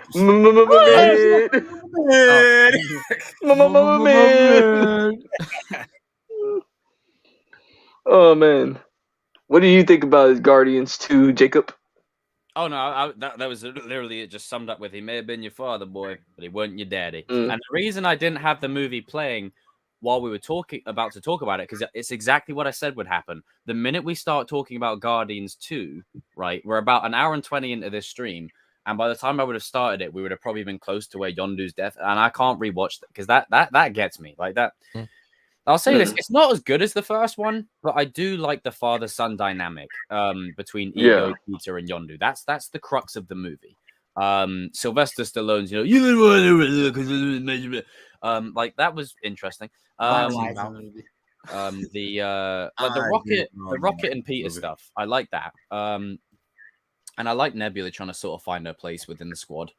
Like in the latter half of the movie, It is underrated in many aspects. Oh, I agree, Tristan. It's underrated in many aspects because there's a lot of things that get overlooked because of certain things. But the CGI is everywhere. It's like literally looking at a green screen sometimes. I didn't care for the other, like the golden statue character. I didn't care. Didn't give a shit. It's more so like if I ever watch this movie, it's primarily for the development on Yondu. Like you remember the scene where Yondu sat there and he's seeing his crew get thrown out one after the other. Like any other director, like I mean, James Gunn is or to be fair, if it was in a DC project, James would have probably made that even darker. I think the movie is good for what it is. I don't rewatch it a lot. I always go to the first one more. And I probably will still always go to the first one, even when the third releases, because I don't want to cry. But you know, I think the second one is okay. It's all right. You know, it's a good sequel. You know, it's a good sequel. Yeah, I'm like Ant-Man. It's a good sequel. It's all right. I liked it. Enough said. Who's next? TCK. Yeah, I think this movie is definitely hated on a lot more than I think it should be. My problem with the movie is I think it's really clear James Gunn was saying, like, how far can I take these jokes? Like, some of them just turned out being, like, really just weird. Agree. Like, a lot of Drax's jokes, like, you're just, what? No, No, not that one. Like, you know the one where he's with Ego and he's, like, he's talking about a you-know-what with him? Like, you have a people. Like, I'm imagining being with you physically. Also, a lot of like second movies in a trilogy do it, and some do this, and sometimes it works, sometimes it didn't. I don't think it worked in this one, where they split the group up and they all come in together at the end. I didn't like that. Yeah. Part of the reason the first one worked because they were always with each other, and then they like split up this movie, which I don't think either of the storylines were great. I think it would have been better if they were all together. Yeah. So I made the first one work pretty well. Yeah, that's what. So, but I still like. I think has all the same good things about the first one. It's funny, great music, great soundtrack, it's great CGI. I like Ego as a villain. I think Kurt Russell is a great actor, and I think he did a really good job in this. He had a lot of fun with this. Yeah. And it was I like the first one. It's just like creative movie. You know, like I love the fight at the end where he turns into Pac-Man. That was so awesome. So I like this movie. It's definitely not as good as the first one, but I think it's overhated. Yeah. I love the final like 20 minutes. Like the final 20, 30 minutes is some of the best Marvel. Like it's like when Peter's sitting there waiting to die and then Yondu saves him or whatever. But even when Peter's fighting Ego and then all the Guardians are like getting encased in all like the rubble and the debris. And then, Yondu's like, I don't power it by using my head, boy. I use my... and then like obviously Hey there, jackass. he means his he means his heart, you know. He means his heart, and it's just like it doesn't need to be said, but then he has like the flashback to like young, you know, him and Yondu and flying with Rocket, and it's like powerful shit, James. Good stuff. Mid. Yeah. When the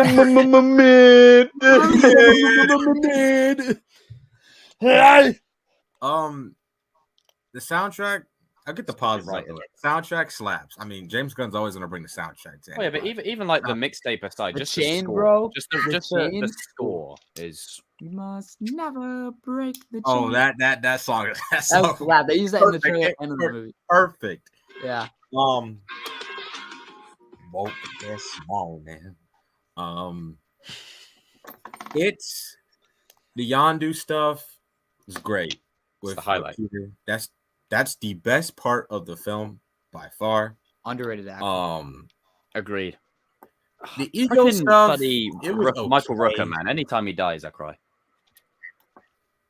The ego stuff was okay. I just wanted them to develop it and flesh it out more. If that makes sense. That's pretty much all my positives. God. So you're gonna start with the negatives now? Let's get negative. I wonder what the score's gonna. Let's get negative. No, this movie. When I first saw it, like I came out saying like it could have been. There's a better movie in there. Like I give it like a solid 6 out of 10. Oh, I thought you were going with it. I thought you were going there. It sounded like it. I'm sorry. I give it a solid 8 out of 10. It sounded like you were setting it up. I'm setting it up. Setting it up, man. But I mean, it's this like the first act is okay, but this movie is like really, really boring to me. Like it's the way like. No, I'll tell you what it is. Ego approached Peter and he was like, "We need to cook." We need to Jesse. Peter, let's cook. Peter, let's go cook. My name is Walter White. Let's go. Walter White. My name is Walter White, and I live on Albuquerque. But it's all right. Like I mean, the first one is better. Like it was hard to like top that, but I just had a flashback to Harvey in The Dark Knight where he's like, "Say it, say it." But say it. I don't know. I just didn't really care for it. If that makes sense. I mean. Yeah. I can see why people like it. I can see why people dislike it. I'm just in the middle. Put it this way: if we were watching it, or if it's on around someone's house, I'll watch it. But I'm not going to go out my way to kind of thing, if you know what I mean. I don't know. It might put me to sleep. Like I watched the last half hour easily. I can watch the last half hour. I do like the last half hour. If I want to cry, then yeah. Like the Yondu stuff. Best part of the movie. Fuck, dude, yes, I was bawling the first time. The whole splitting up of groups thing just does not work. Stop doing it. People need to.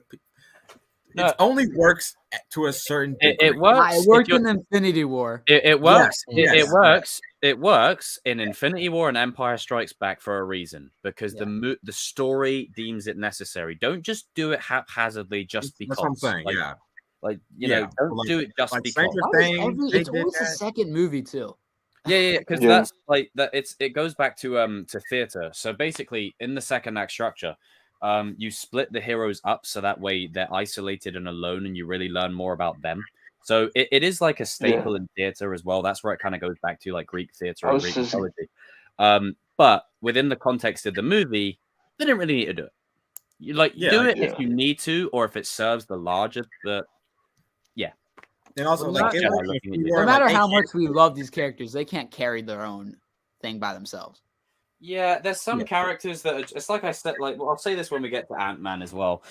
There's certain characters that exist that they're better in an ensemble than a solo.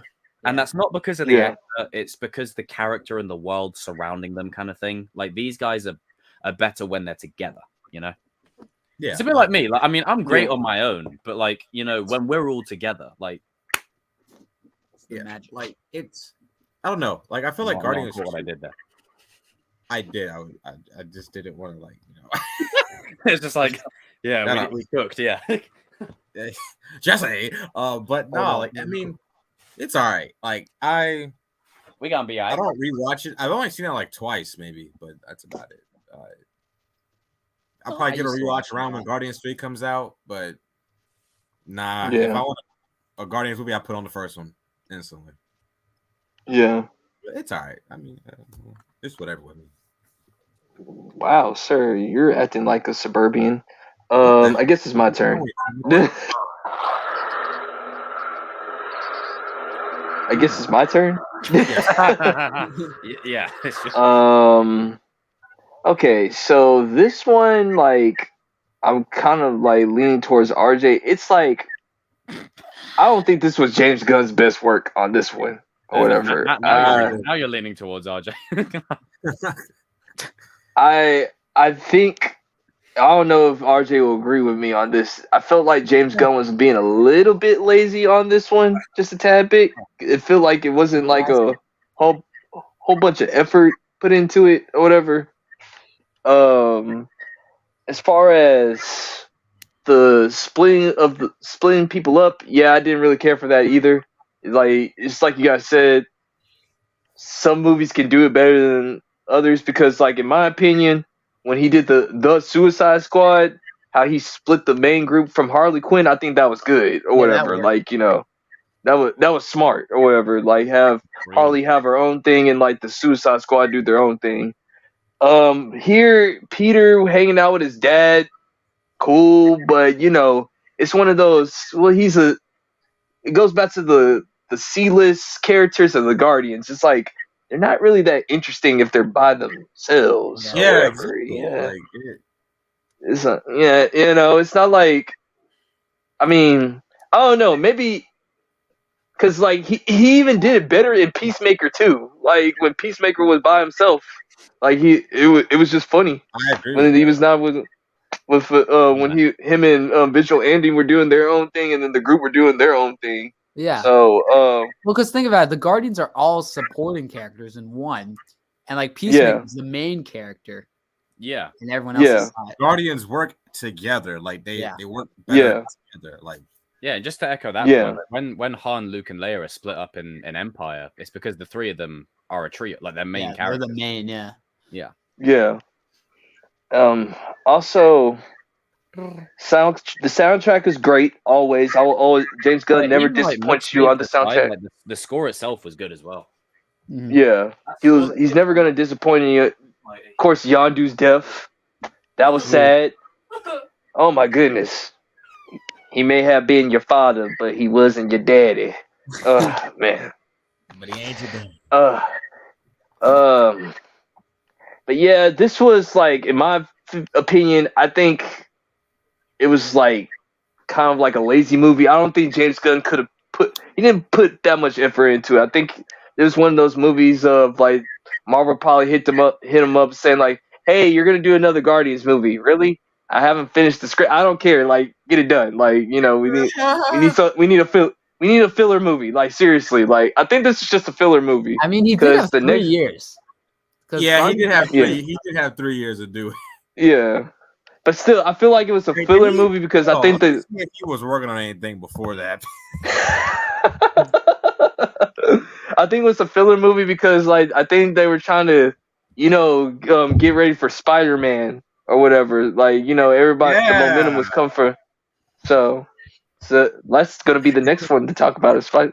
Yes, sir. That's the next Marvel memory lane, but like, you know, just giving you a little. I do love the opening of this movie as well. Like the opening. Yeah. That's one. That might be the best opening. Yeah. You got group dancing. Like, that's rewatchable. Like, I would just watch the movie for that first part. Dude, like, I love simple things like the transition, like through the clouds into, like, you know, okay, we had the opening, now it's dun dun dun dun dun dun dun dun. Like, I love that transition. The movie's perfectly edited. I have no issues there. The editing's top notch. The CGI was all right. It was not. It was still like decent. Like when they had more time. But you know when like Drax and Mantis were like sat there having the conversation like Ego's planet or whatever, like it was like it looked it looked like Dr. Seuss Cat in the Hat type. I was just like And also, it was longer than the runtime. It feels like we're watching a 2 hour and 40 minute because that second act drags, bro. Yeah, it does. Yeah. Happens, yeah. Yeah. Like, I think he didn't know what to do when it comes to that second act. Like, was he working on other projects, RJ, while working on Guardians? I doubt it. No, he was just doing that. I think he was just doing that at the time. He was.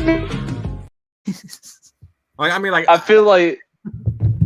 It is what I feel it was being lazy, but like I think James Gunn could when James Gunn has a passion towards something, he'll put his foot into it. I think this one they're probably just telling him, "Listen, man, this movie's kind of like a filler. We kind of need to put something out. Can you do it? Can you work with me? All right, cool. That's just my thing. I did see this thing that some fan wrote once where they said how much the movie meant to them. So.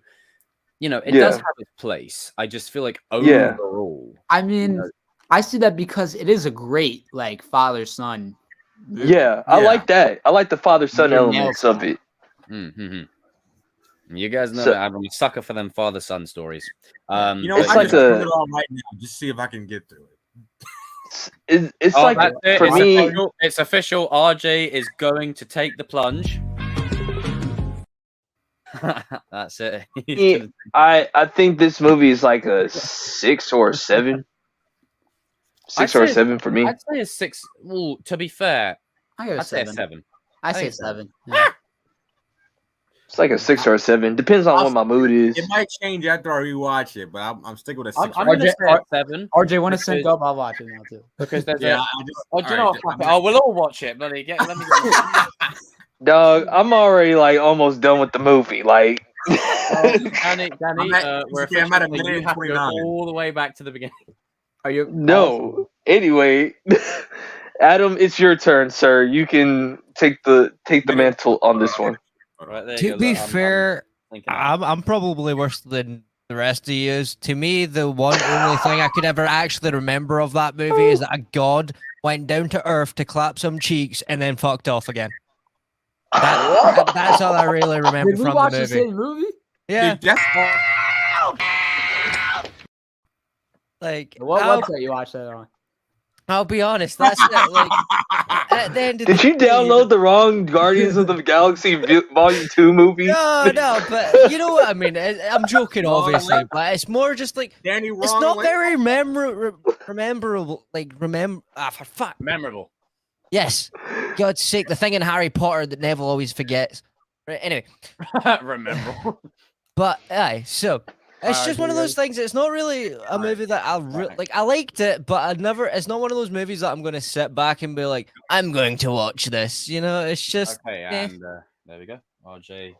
Don't get me wrong, the Yandu stuff I'm in a complete agreement there. When I saw that, I wasn't even a big fan of that movie, and it still hit me. So they done well with that. But other than that, that's what I'm saying. I don't mind much of that movie.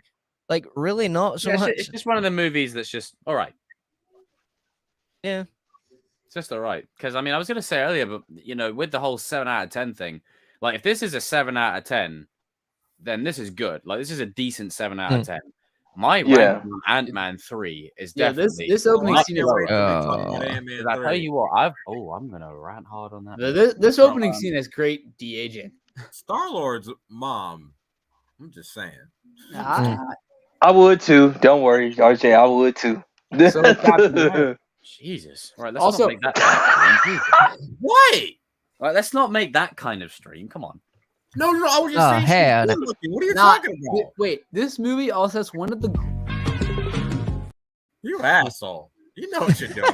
This movie is one of the greatest camera work I've ever seen. You know the scene where Ego tells Peter, that's why it hurt me when I had to put that tumor in his head, and then the camera Oh, I love that reveal. And then he just the background. I don't even know what it is. Yeah, but it was awesome. It's I've forgotten the name of the camera effect, but it blurs the background out and it focuses on Star-Lord.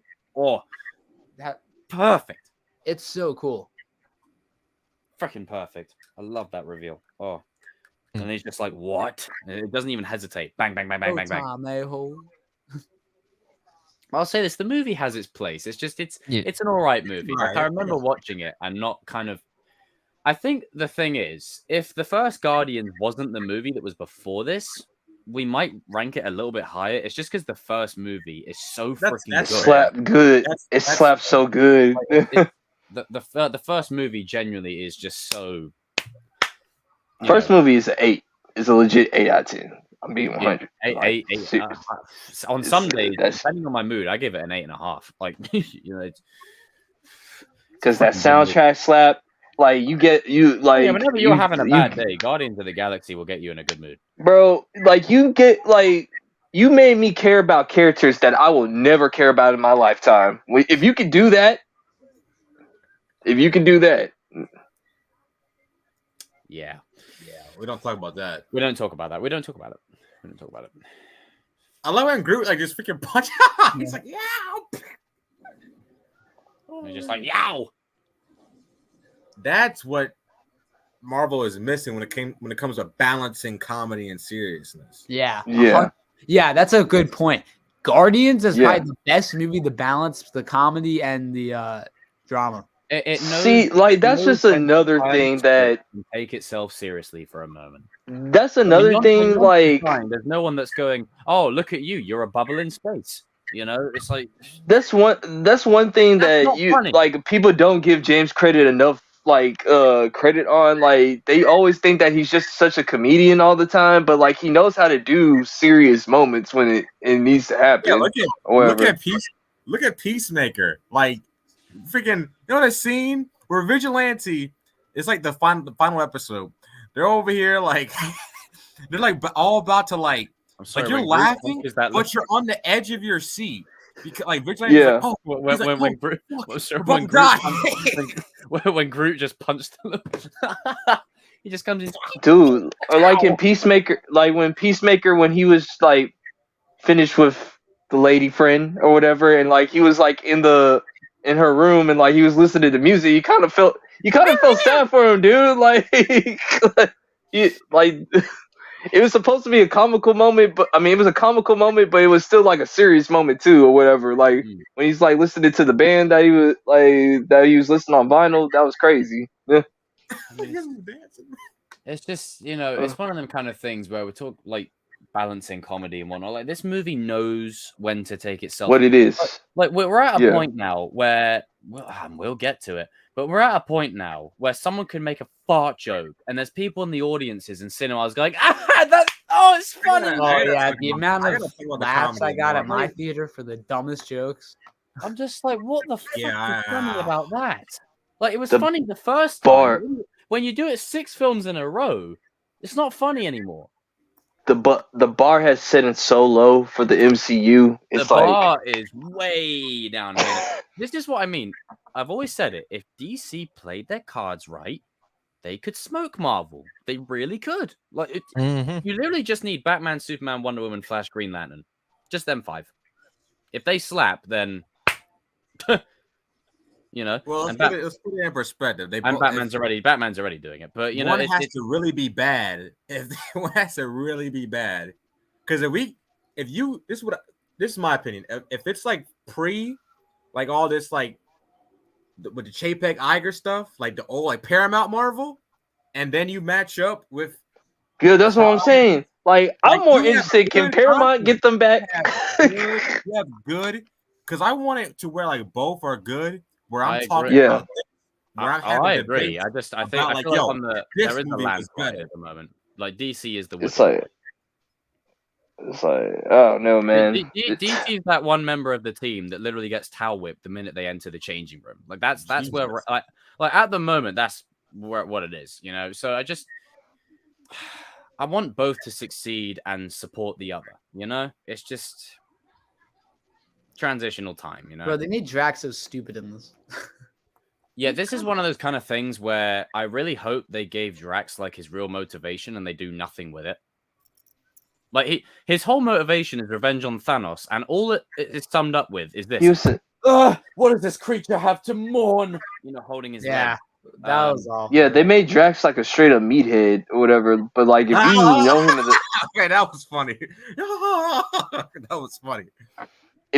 But if you know Drax in the comics, like he's a serious dude. Like he's no nonsense, bro. He's literally he's Drax the Destroyer. In this movie, yeah, Drax.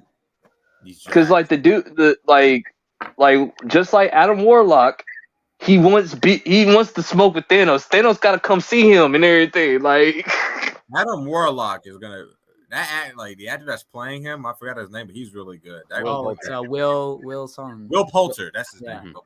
He was great in Blade Runner. He was great in that film with John Boyega, Detroit. He was great in that. You ever seen We're the Millers? Yes. He's cool as well. Fucking hell, the dude. He was in Midsommar too. The Florence Pugh. I guess we're already on top of Ant-Man. Like we might as well just talk about it. Yeah, I mean, might as well. Guardians 2, I think we all kind of feel the same about it. Average movie. It's all right. It's a good time. Yondu's the highlight, and it's okay. Like it has its place, you know. Yeah. Also, on the Will Porter thing, by the way, it was also in Son of Rambo. The Flash and no, that's not. So let's get started on this ass of a movie. Right. Okay. So before we go any further, and you know what, I'm actually gonna turn the volume down on this because I want to focus. I want to focus specifically on Ant-Man because I got a lot I want to say. Because I tell you what, Marvel, I have an issue with you right now. So we were led to believe, and spoiler warning: if you have not seen Ant-Man up to this point and you're intending to, out you go because there's going to be spoilers. Okay, spoilers in 5, 4, 3, 2, 1. I'm not a dick. Right, when we're at a point where I'm sitting there watching a bumper car, right, with a thing that's been, I can't say it, but we know, with a thing that's an image that's been stretched on the front of it, right, to the point where I'm looking at like some kind of sprite from a game engine going, I'm not a dick. Like Humpty Dumpty sat on a wall, Humpty Dumpty had a great fall. Jesus Christ, what are we doing here? You should have fell earlier. I should have fell. I decide who gets redemption here. You do not. The cheek of MODOK having a 1-8, like changing his origin. I don't care. I never liked MODOK anyway. I thought he was. Oh, but it's in the comics. Yeah, I'm the same way. Like, who cares? MODOK has I don't give a shit. It doesn't work like that. No way. MODOK may be in the comics. I didn't like him there. He looks. He's a side character, right? He looks stupid in the comics. He looks stupider here. If you'd have just kept the mask on him, I wouldn't have had so much as an issue because that mask was pretty cool. But then you reveal this. It's like all of a sudden, right? I'm like maybe my mask is, I don't know, freaking this shoe. And then all of a sudden, right? You mean like this? Thing back, and I'm like it's just, it's oh god, everyone left at the same time. It's just strange and bizarre. Everyone's gone. It's just strange and bizarre. Oh, we're all going off camera. It's just strange and bizarre because the whole movie plays out very average, like very average. And you know what? That's a compliment. You know, when I was watching this, I was just like, I don't know if it's fatigue. I don't know if it's just that it's formulaic. I'm bored. I can't eat this up anymore. Like, you know, it's like Thor: Love and Thunder, Doctor Strange 2, Eternals, She-Hulk. It's setting it up, Jacob. Oh, I'm tired of that. It would have been setting it up regardless. And I'm going to say what I said earlier on. Thor: The Dark World set shit up. I didn't like it then, so I don't like it. I don't have to like it now. Don't use but it's setting it up as a get out of jail free card. You know what that is? That's a deflection. That is your way out, an excuse from criticism. That's an excuse. That is an excuse right there. A massive fat excuse. I can't stand it. It's like, no, we need to stop using that as the quantifiable factor to whether something's good or not. As a setup, all right, if I have to play the game, let's judge it as a setup and then as a movie. As a movie, average at best, mediocre. As a setup, it's still average at best and mediocre. So even as a setup, it's still shit. And the reason I say that is because you've now had Loki and Sylvie kill a variant of Kang. You've now had Ant-Man and a bunch of ants kill Kang, right? Well, so we think anyway. So when Kang is inevitably brought into the fold, big bad style, I don't give a fuck. Like, obviously, I'll care when the movie. I'm gonna just limit my swearing as well because YouTube will go demonetized. You know, when inevitably we get to that time when Kang is really the big bad, then of course we'll feel it. It'll be Thanos on steroids. It'll be great. We'll be loving it. But as of right now, this journey to it, I'll look back on this and go, you know what? Ugh. Like, we could have just gone straight there. Like, we're doing all this stuff where we're killing off versions of him. Oh, but it's a variant. It's like you're undermining him before he's even begun. Now, obviously, that may be done on purpose. So that way, when the real Kang shows up, okay, oh, we got to take him seriously. And it's good. But still, man. The whole phase is one big Jonathan Majors audition tape. The Kang verse. This is Kang phase Kang. I'm sitting there and I'm watching it and I'm just thinking, I don't care. Like, Paul Rudd is a funny dude, but the comedy in this movie, bro, oh my God, it's just tedious. And can we stop this trend, right? Can we stop this? And I'll say this. I understand she was down there for 30 years. All right, I get it. But can we stop this trend in media at the moment with cucking superheroes? Like, can we stop this obsession? Like, it's weird. I don't know why it's a thing nowadays. It's a thing probably because people on the internet, you know, I can't go down. Attack on masculinity. That's a whole nother story. I don't want to go down that road. I don't want to go down that road. But to me, the movie's very average. And there's an inconsistency. Kang is legit in this film. He's a threat. And then all of a sudden, by the third act, where's his power? It's just I keep on hearing that this was the second towards him. I keep on hearing that this was the second strongest Kang. I don't know if that's true or not or anything, but if that was the second strongest Kang, I'm already out of the universe. Like, I can't do it no more, bro. I've said it before and I'll say it again. Like, I'm not gonna say that Kang's my favorite Marvel villain ever just because he's the current villain. Like, that goes to Magneto, Doctor Doom, people like Galactus, people like that. I've never really been for Kang like that, but we all know Kang's power level. Like, and obviously they will get to that when they get to like Secret Wars time. But I'm not a fan of it. Like, this whole movie from top to, like, and I'm gonna be honest, I nearly fell asleep. He almost did too. It was boring. I'm like, no, there's nothing happening here. It's the same movie with different characters again and again and again and again. Like, for the last 5 movies, it's been the exact same thing. It's repetitive. And I thought it was just a Phase 4 problem. Apparently, it's going to be a Phase 5 problem as well. And we've got the Marvels coming up. Great. No, they got pushed back until November. It was supposed to come out July, but they pushed it back to November. Push it back to the end of time. Who the fuck? Oh, God. So we got that and Aquaman releasing month to month. Oh, for God's sake. Let's just hope they pull a Batgirl and not release it. I'm sorry. I just can't get down with this movie, okay? You got a freaking bumper car that's like, I'm not... And then shoulder tackling someone like he's performing a WWE move, right? You've got... There's constant, as I said, cucking superheroes and stuff that needs to stop. It's a weird trend. And then you've got the overuse. The CGI wasn't bad. Like, I'll give it that. CGI was really good in this film. It's just the choices that were made, and then the post-credit scene of like different versions of Kang and all that kind of stuff. Cringe. And I'm just at a point where I'm like, yeah, okay, that reminds me of the CW when they would have like multiple versions of the same person just from different worlds doing different shit. And I'm just like, why are we doing this? Like, what? And the thing is, it's not the worst movie I've ever seen. I'll take one Ant-Man Quantumania over the whole of Love and Thunder. Like, I'll watch Ant-Man again over that movie. That movie pissed me off. This movie was just very forgettable, very bland, kind of tasteless, and I just feel like we're at a point now where the complacency is coming on screen. They can put anything out there, and people would just go, you know, a bit like him down there. You know, they'll put anything on screen, and people just go, and just eat it all up. You know. I don't be doing that. I just be eating food, bro. Oh no, I just used because you were eating. I just used. Oh, okay. Yeah, not NPC. Whoa, put this on. Got yourself a gun. That's what I felt like. That's what I felt like saying when I walked out the movie. But, well, Danny, you know. But it's just You know too. you know too. But it's just kind of can't say it. But let's just say this whole movie felt long as hell.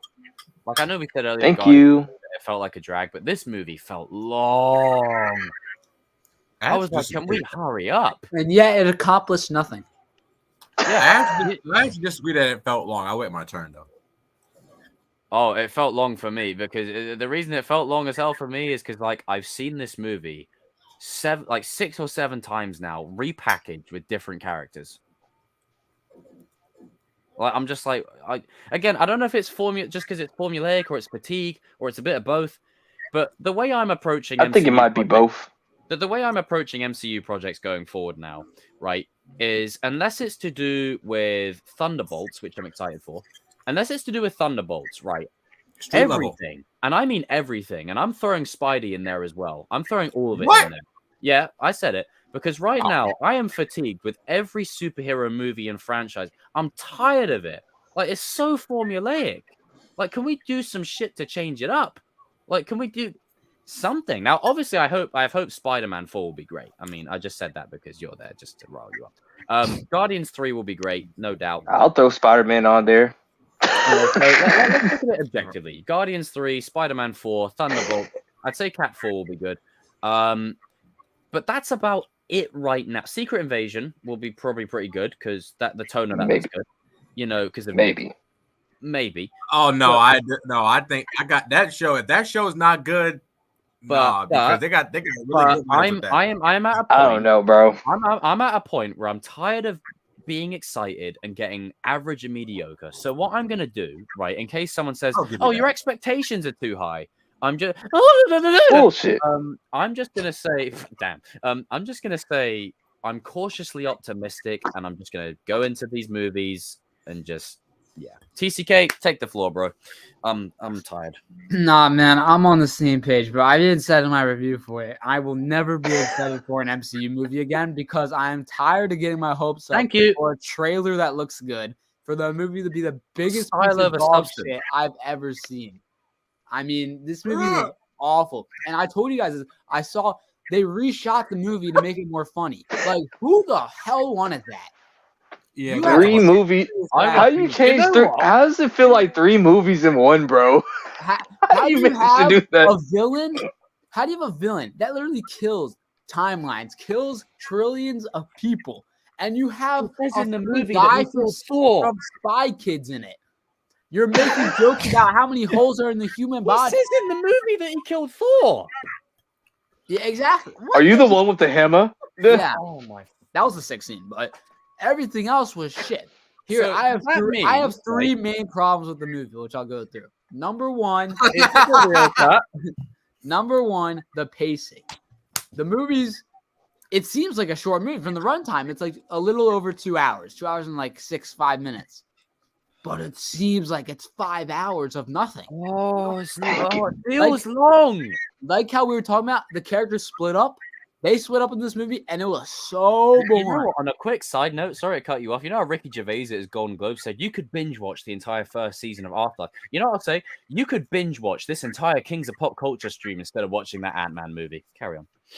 There's also like the editing of this movie sucked. It just cut from one scene to another with like no smooth transition or anything. Listen what happened. You would find out something in like the Ant-Man Cassie storyline, and then it would cut to the Wasp storyline and just play you something else. Like it was cut terribly, first of all. And I hated it. You know, how many times before Kang showed up did they say him? He's so bad. Just show him, man, already. Just show him. We know he's in the movie. Show him. You don't need to tease him this long. Just reveal him. The amount of times he said he's so bad, or you're not ready for him, or you're about to meet him, and then it took us 2 hours to actually get to him. Like, what the hell was that? It was just a giant mess. The pacing really was awful in this movie. It's probably one of the worst paced Marvel movies I've ever seen. And then, second main problem, the humor. Freaking sucked. Like I said, how do you have a villain who kills trillions of people and you have MODOK in this movie, who's an absolute joke in this movie, not even a funny joke. He was stupid, not funny, I don't even like the actor playing him. I don't think he's a good actor, to be honest. Even in the first Ant-Man, I didn't like it. They could have done anything with Yellow Jacket, and they I'm not a dick. Yeah. so stupid. You know stupid. the scene at the end where he dies and it's in the middle of the final battle, but that scene alone seems like it's 10 minutes long and just completely takes you out. I'm like, just die already. Yeah, I'm an Avenger. Stop running with this joke. It's not funny. You know, like in Deadpool 2 when Deadpool's dying and it's like funny and hilarious. It's like they tried doing a shit version of that. Yeah. Yeah. So I am not a dick. If you're gonna have Kang in an Ant-Man movie, it has to be a dark movie with comedy in it. But it was a comedy with some dark moments in it. Yeah, pretty much. If anything, it was dark. But if anything, the comedy that should have been in the movie should have been used. Like how like George Lucas always said the Ewoks in Return of the Jedi were to balance how dark the movie was. Like it should have been used as a way to sort of break it being too dark. Like that. That's what it should have been used for. Not the whole freaking. Okay, and then also problem number 3, which is really pissing me off. There are so many continuity errors in this movie. Okay, so in Endgame, Ant-Man was in the quantum realm for 5 minutes, and he was there for 5 years. So they were in the quantum realm in this movie for like 24 hours, right? And they come back, and it's right where they left off. Oh yeah, that does make sense. Mention the 5 hours he was down there. You're telling me that he didn't interact with all these people that were down there before? Like what? Yeah, that's now there's quantum realm people. Oh, but we set it up. No, you fucking didn't. You can't use that as an excuse. This scene is fucking weird, man. Yondu, what you doing? I just saw it. Yondu had to get his No, don't say that. He was making a pot. I'll say that. He was making a pot. Don't say it. Okay. I said he was making a pot. Also, Wasp in this whole movie, her whole point was just ask what was that haircut? Jesus, she was rocking the Trinity haircut from the Matrix. That was worse than Trinity's haircut. No, it's like she put. I'll tell you what. It's like she put her head in a giant pencil sharpener. Carry on. It looks like a man. She looks like a man sometimes. Every scene with Ant-Man and Cassie were just them running. I can't remember any of the scenes. Dad. Can we also That's all you heard from Cassie. Constant trope, and this is why I got pissed off watching Arrow. Right, the constant shit on Oliver Queen Brigade. Why are we shitting on Scott? Where is this coming from? Like, why is this happening so much in superhero media nowadays? Where it's like the main hero, you suck, you made bad decisions. Look who's writing it. Look who's writing it, man. They're not fans. They're not fans of comics. I gotta be honest. I'll elaborate more, but like when it's my turn, they need to get rid of the Rick and Morty writers. Like, if I like Rick and Morty too. Like, I'm sorry, but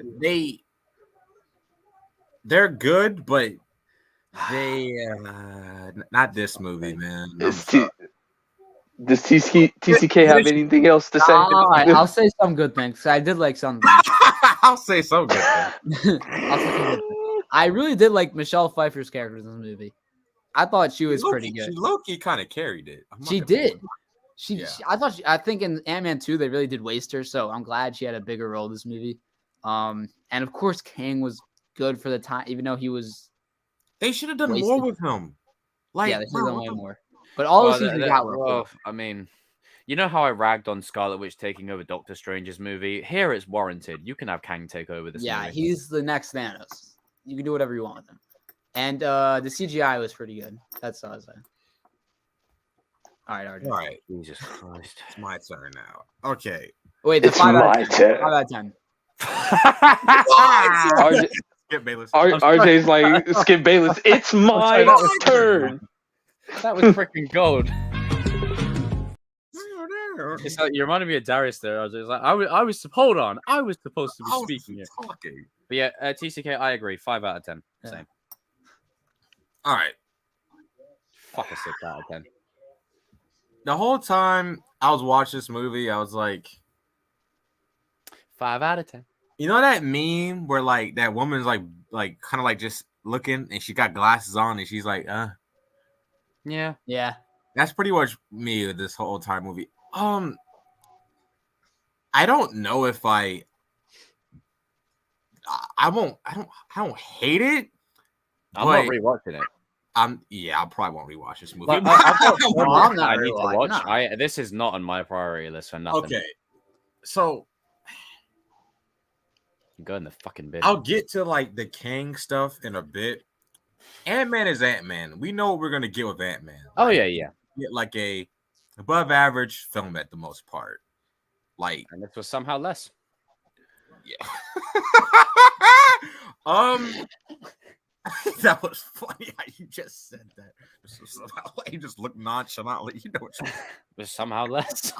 So you just looked away like, yeah, bitch. Okay.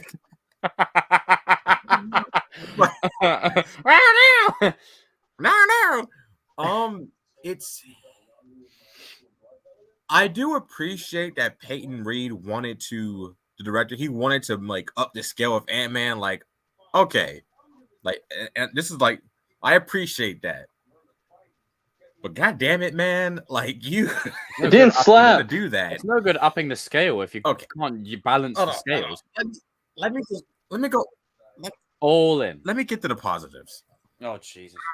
Jonathan Majors is going to kill it as Kang. Obviously, like he was good in this, and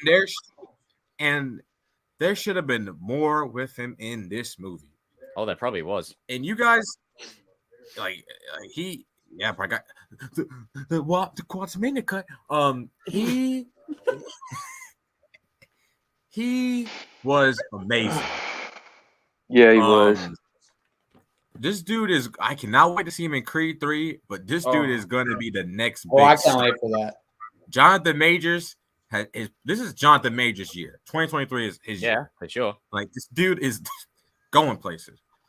Majorly. Michelle Pfeiffer, amazing as always. I mean, I'm sorry, but like, if you don't like Michelle Pfeiffer, well, I like Michelle Pfeiffer. I just think her character motivation's stupid. Same. Yeah, that's fair. But I'm going based off the acting and like. Sorry, well, Adam. Carry on, RJ. It's what you got.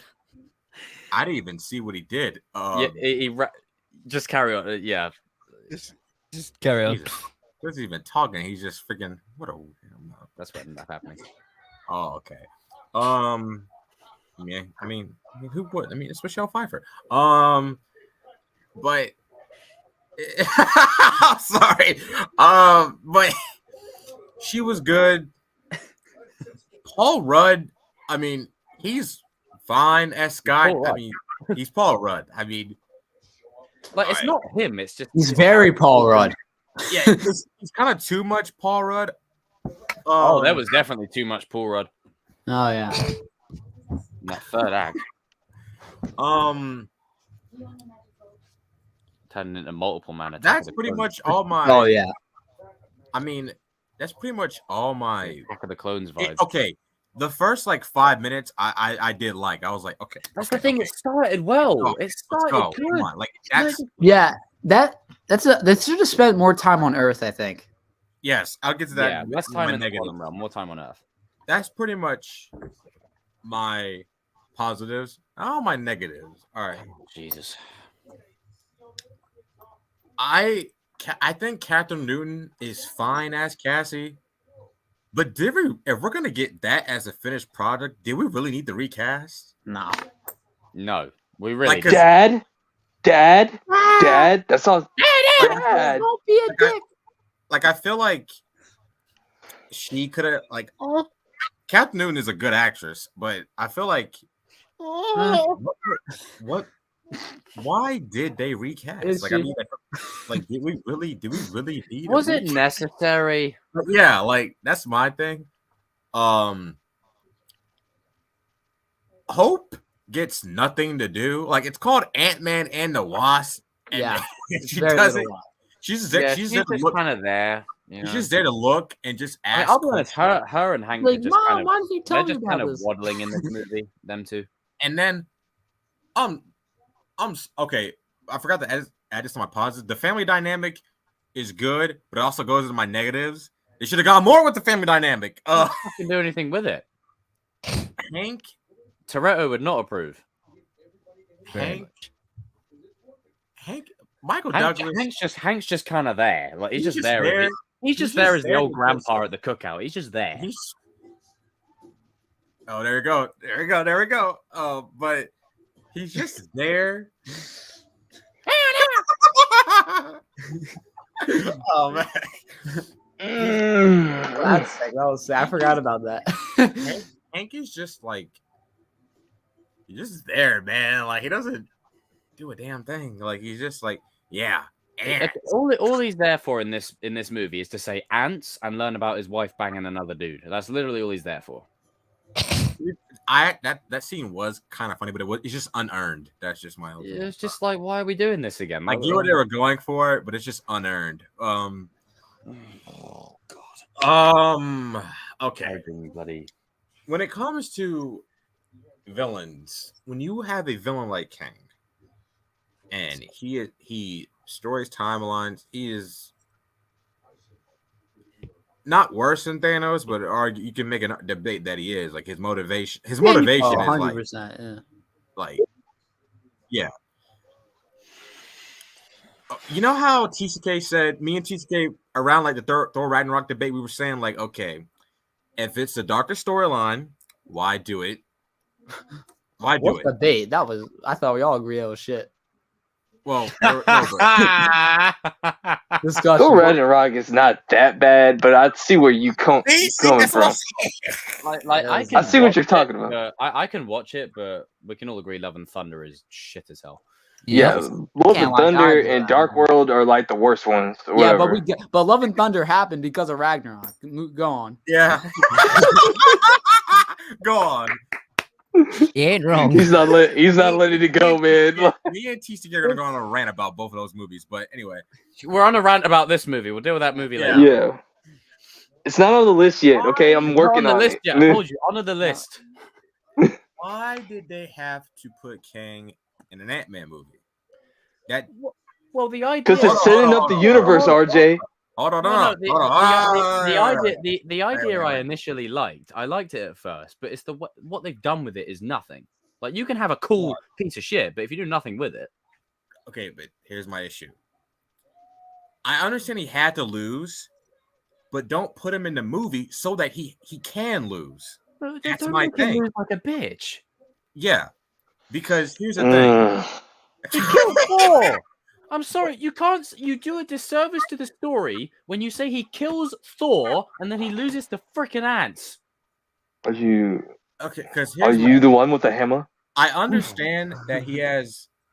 You're an Avenger. Have I killed you before? Is one of the coldest lines in the MCU. Version. Yeah, that was a great line.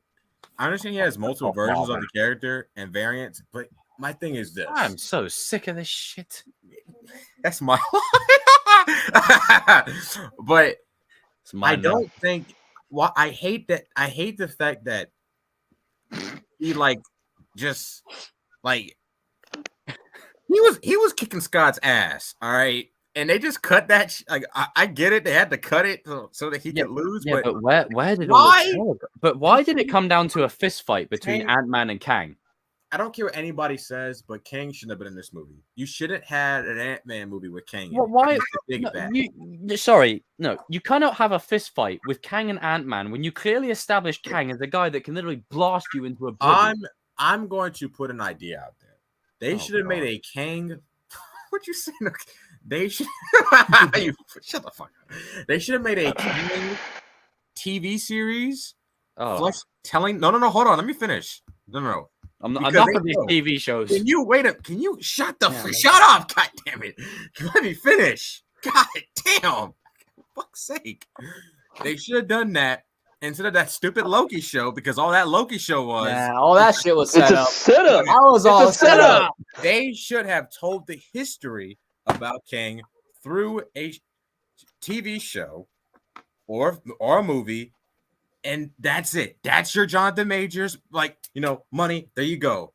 Not put him in an Ant-Man movie. Well, you can still have him in this movie but they don't do nothing with him. When you put him against Ant-Man, that ain't no damn competition. That's no disrespect to Ant-Man fans, but like, it's light work, bro. If he's apparently the second baddest Kang, we've seen a version of Loki and Sylvie take him out, and now we've seen Ant-Man take him out. You're undermining him.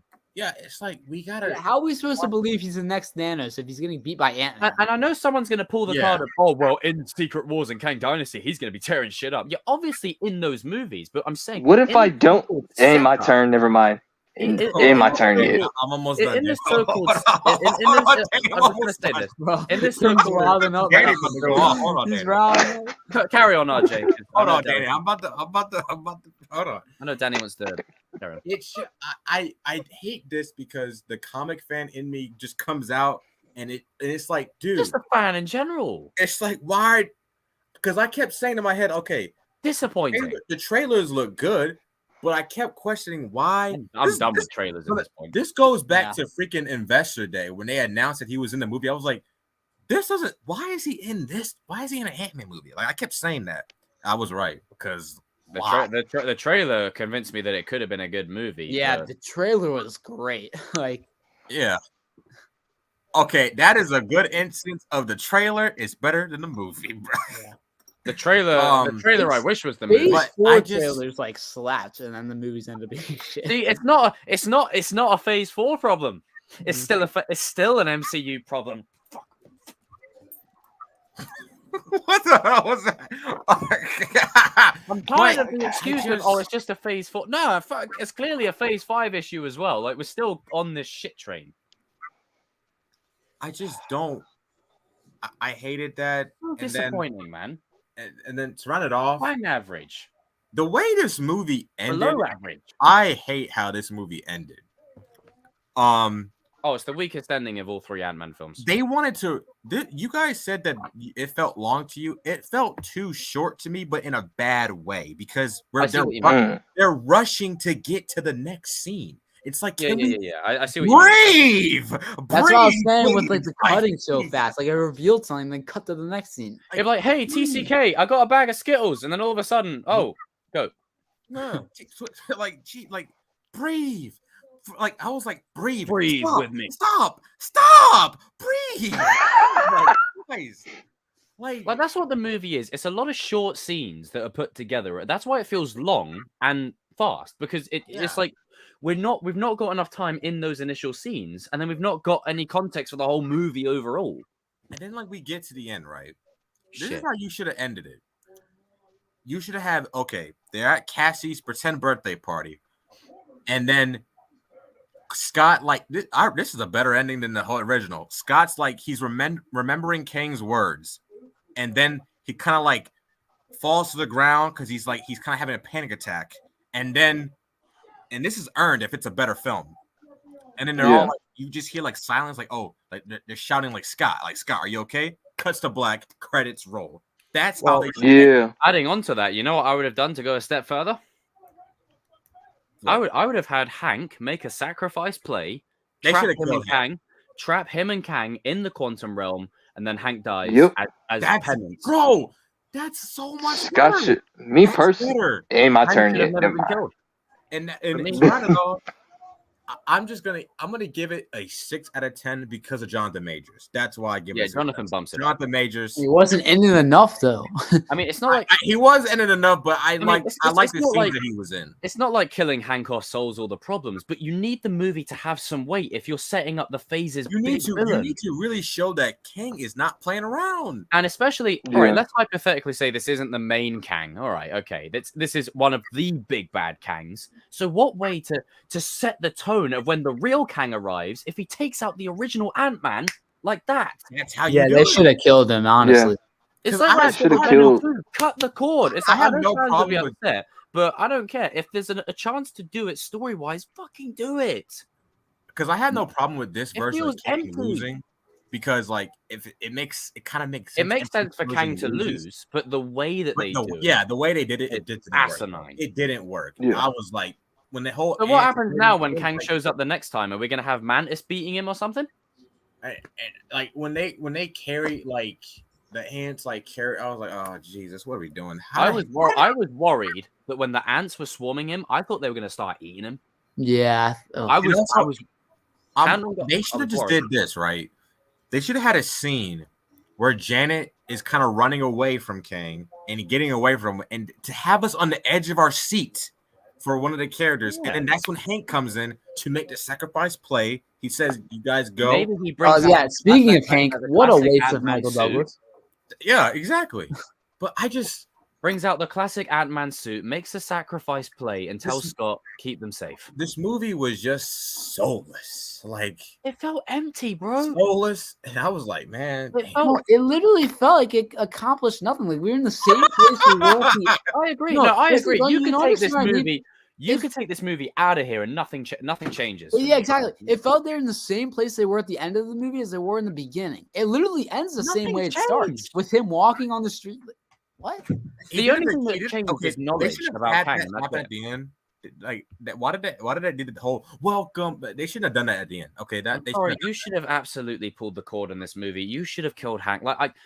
For me, if I had to pick one to go, I'd say Hank, because that's the price that Michelle Pfeiffer's character pays for keeping secrets, because that is a danger. And I know, Danny, you're waiting to talk about that, and then it sets Scott up to be the Ant-Man. The old Ant-Man is gone. It's the passing of the torch. I'm done, by the way. Go ahead. Like it's and sorry I cut you off so much. It's just this movie jerking me around so much while watching it that it's just, it feels empty. It feels soulless. And to echo TCK's point there, you could take this movie out and the dominoes still fall. You could you've got the dominoes in a row on the floor. You take this domino out, still the same. It feels like filler. You know what, Danny? You've been waiting a long time. Go ahead, Danny. Danny, this is your moment, right? Before we begin, right? Unleashed. Because I'm telling you this, man. This whole entire movie, and Jacob knows what I'm talking about. I was talking to him on Friday. This movie is like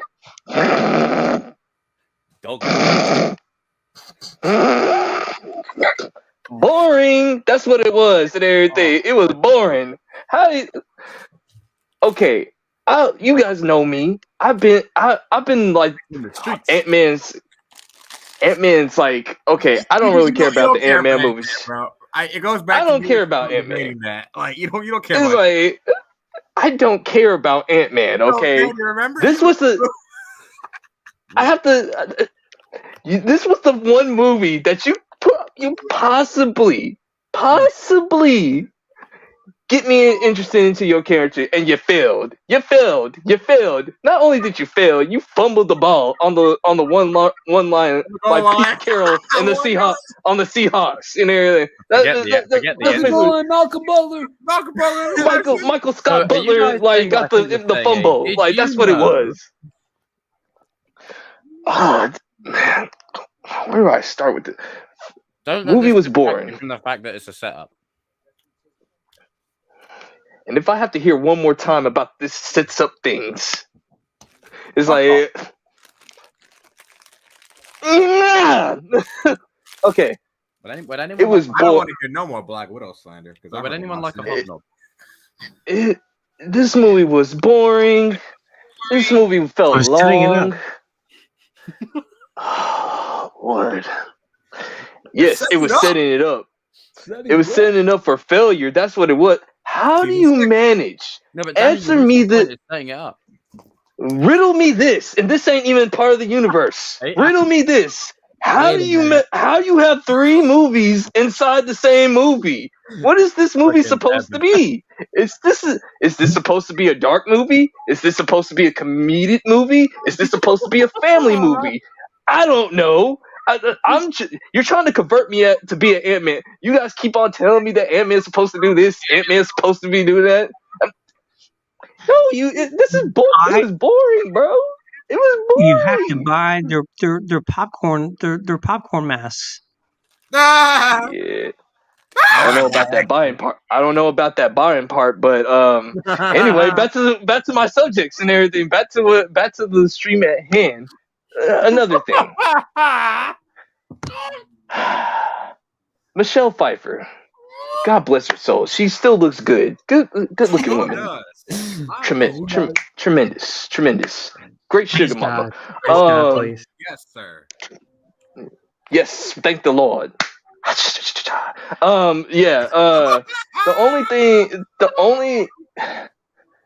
My thing is this. What annoyed me about her character was, and this has been going on throughout the last phase, and now it looks like we're going to get the same thing in phase 5. You're giving me false advertisement. This is supposed to be Ant-Man this is supposed to be Ant-Man and the Wasp. Okay, you sold me. You gave me the trailer. I like Michelle Pfeiffer, but I did not care about her character at all. Okay, you're hiding a secret that can potentially destroy the universe because I'm scared. No, you can't do that. No, you can't. I'm too scared. I just didn't want to mention his name. What? No, lady. The universe. Right. Exhibit A, you've got Scott being castrated over there for being an Avenger and being a hero. Exhibit B, you get her that gets away with it and is allowed to get away with it because she was scared. And I don't know what's going on in today's society of like being a superhero is bad nowadays. Well, I know why, but you know, that's a whole nother stream in itself or whatever. Because most writers can't write themselves out of a paper bag. Get my boy RJ on the Marvel squad. I'm seriously gotta save Marvel or whatever. But yeah, the writing is so horrible. Kevin, what are you doing? Why are you hiring these people that are not qualified? This is all about qualifications now. Like I love Rick and Morty, but Rick and Morty should not be part of the MCU. Wubba lubba dub dub. It's not supposed to be part of the MCU. Okay, it's not supposed to be happening. And another thing, why did it feel like it was Spy Kids 3? I felt like it was Spy Kids 3 that I was gonna watch. I feel like instead of what's his name, Mordock, whatever his name is, Yellow Jacket. Mordock, whatever his name is. See, I don't even remember none of the characters. I don't remember none of the characters. Wait, it was Dick, am I right? Was that his name? I guess. I don't know. Yeah. Anyway, to the point. So you're using old boy from the first movie to... It's getting lazy and repetitive with the MCU. It's like there's no more... No one can't just die anymore. They just can't do it. Like they refuse to do it. Okay. I don't understand. What is wrong with the company now? Is it just like we're just gonna keep on doing what we want and just screw the fans, the ones that pay you this hard-earned money just to do just to tell a nice cohesive story? I guess it doesn't matter. The Ant-Man franchise never has been for me, and it's probably never going to be for me. This is the worst trilogy of the MCU. This movie nailed the coffin for me. I don't like Ant-Man. Once again, 3 movies in one. He's a prime example of a character that works better in an ensemble than a solo. 100%. 3 movies in one. How do you manage to do that? I am contemplating. Riddle me this. Riddle me this. It ain't even part of the universe. Why am I contemplating that I'd rather watch Black Adam before I'd rather watch Ant-Man 3? And that's saying something. I'd rather rewatch Black Adam before I watch Ant-Man 3. I'd rather watch Doctor Strange too.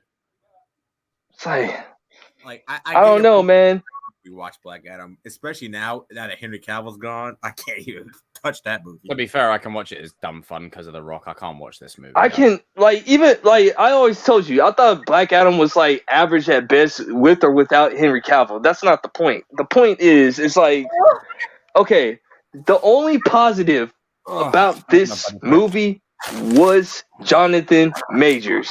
Salute to you, brother, because you are going to be like Batman in this universe. You are going to be carrying this universe. This phase 5 is the Kang-verse, okay? Everyone stop. Attention. Jonathan Majors has just been admitted to hospital for back surgery for carrying Marvel. I thought when you first like, be careful with that, man. I thought you kind of low key. Oh man, I'm a good actor. I know. Listen, when Jonathan Majors, like the only time I cared about this movie when Jonathan Majors was on screen, that man killed it every single time. When he basically said like, "You're an Avenger. Have I killed you before?" Or like, the Avengers name has been disrespected ever since Tony's death. I'll say that. oh, another thing, Fathead, Murdoch, Stretch Pinnell, dude, the stretch thumbnail guy or whatever, like Shark Boy and Lava Girl. Shark Boy, Lava Girl, yeah. The fact that he didn't earn, yes, the fact that he didn't earn his way into being an Avenger, like, what was up with that? So anybody can be an Avenger now? Hey, guys, all five of us, 6 of us qualifies as Avengers because guess what? The script allows us to be. Like, a random nobody can be an Avenger now. That like, it's of Ray Skywalker. Hey, technically, what did Wasp really do to become an Avenger? My point exactly. She showed up. She showed up. She showed up. Okay, everyone showed up. Friggin' Evan Pye showed up. Dang it, Evan! This is your fault. Love you, Evan. But yeah, Going forward, and I've been saying this. I got off the MCU train like the first 3 movies of Phase 4 or whatever. I was already off, but like this is strike one. This is strike one for Phase 5. Strike one, and it's only you got 2 more, and it's just beginning. This was supposed to, hey, hey, that last phase was horrible, but you know what? We learned from our mistakes. We're not going to do this, that, and that. And they just straight up said, yeah, see, we haven't learned anything because we know that you guys are going to show up. And that's the sad part. Like, they know you're going to show up. They know you'll be there. And they know you'll be there. They don't have no respect for you, man. But, yeah. Jonathan Majors is the only thing that I care about. Like, if he's in the movie, if he's in movies, I'll watch him or whatever. But it's me as an MCU fan, I can't even say that. Like, I'm just more of a spectator or whatever. So, if Jonathan Majors phase, they're all just living in it. Yep. But, yeah, that's just my rant on it. It means he's a great villain. Your characters and stories are shit. Oh, and another thing before I pass it on to Adam or whatever. Okay, you're telling me that Ant-Man can beat up Kang. Ant-Man and the Wasp can beat up Kang. That's like Loki and Sylvie can beat up Kang. I just don't think Kang is all that right now. Maybe I'll be wrong once he comes down and like, oh, it's setting this up. I don't care. What if I don't like the setup? To be fair, that version of Kang, he told him he said, if you kill me, like that's your fault. Like he said, like kill me and this. Yeah, but that's what I'm saying. It's like, well, I know, but I'm not blaming. You do the character a disservice in the setup by killing him off again and again and again and again and again and again and again. Yeah, it's gonna go by real. It's gonna be going on real. I'm gonna be Kang out by the time this phase is done. That's what I'm basically trying to get at. You know what, Adam? How do you feel, my friend? It's your turn. I'm sorry.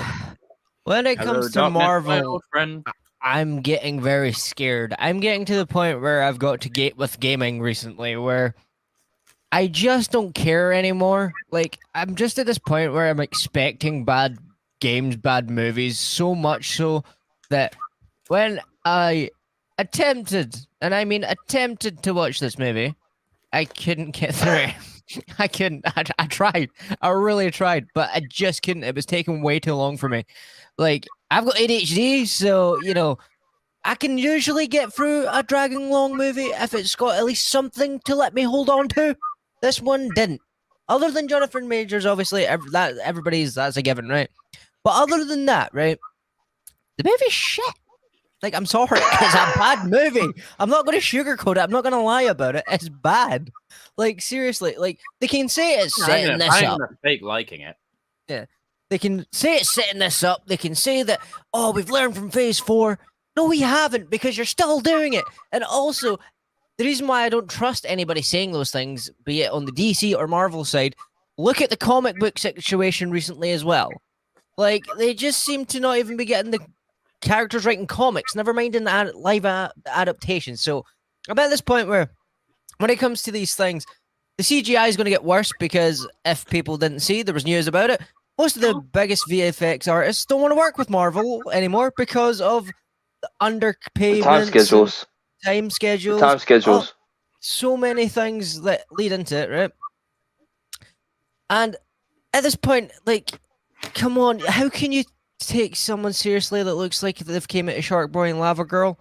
Like, come on. Like, come on. I'm sorry. It's just not, no. That's really it. Like, I just don't know how to express it. Like, I'm just that disappointed to the point where I'm just like, if I know they bring out one more bad movie in phase 5, I'm probably going to be like, I'll watch them, but I'm not watching them because I'm enjoying them. I'm watching them simply because I know I'll need to talk about them one day. And that's not what I want. I want to be able to enjoy these movies. They should be fun. There should be something that makes you want to go, yes, a new MCU movie's out. And the only one that does that for me right now is Spider-Man. And even at that, I'm worried about that too. Because, let's just face it, No Way Home is good, but what are they going to follow that up with? They could do something that we absolutely hate and we don't know. I hope it's not the case, but with the way this is going, I'm severely, severely worried. And I know RJ's got very hard feelings on that over there. I can see him. He's like, dude, they better not screw him about Spider-Man. Discussion, I'll save it for later. Well, no, I'm just worried. No, I think if you're like a Spider-Man fan or like any of your fans of any of your favorite characters in the MCU right now, you're a little worried. Like, cause you're seeing what's going on, bro. Like, they're not showing any respect towards them. Like, heroism is dead, because obviously if you are a hero, you're considered the villain now. Like, you know, Scott literally saved the world, and then they saw him as being like selfish or whatever. Oh, well, you please shut up about that. How many times are you going to go on about the times you saved the world? Excuse me, he deserves to. He was in the middle of a battlefield where people were getting blown up, killed, and everything, and they're sitting in their cushy wee home the whole time. Of course he's going to brag about it. I mean, I just, again, like, I don't want it to fall into that camp of, you know, oh, your expectations are too, like, I'm not going to fake how I feel. And as of right now, obviously, I know Marvel will be fine in the end. I know Secret Wars will slap. I know Kang Dynasty will be great. Spider-Man 4 will be good. Thunderbolts will probably be a slap. Right? But at the moment, right, I don't feel good with current anything superhero at the moment. I don't feel good. I don't feel good with it at the moment. I feel kind of out of sorts. I feel like I'm hungover anytime I'm talking about it. I feel like I'm just dragging my ass, you know, like every time I talk about this now. Like, I'm tired. That's it. I'm just tired. It became a chore. Like Cobra Kai, this became a chore. I was excited to see Ant-Man, but then when I was watching it, I was like, fucking hell, I can't keep doing this. I can't keep faking excitement and then pretending like, oh yeah, it wasn't great, but it was all right. We've still got a whole phase. Like, I'm not going to keep doing that anymore. It's like, as I said, it's like having an abusive ex-partner and going, oh, they did the dishes today. That's progress. Like, no. No, I don't know why I use that as an example, but I'm just trying to figure out experience, Jacob.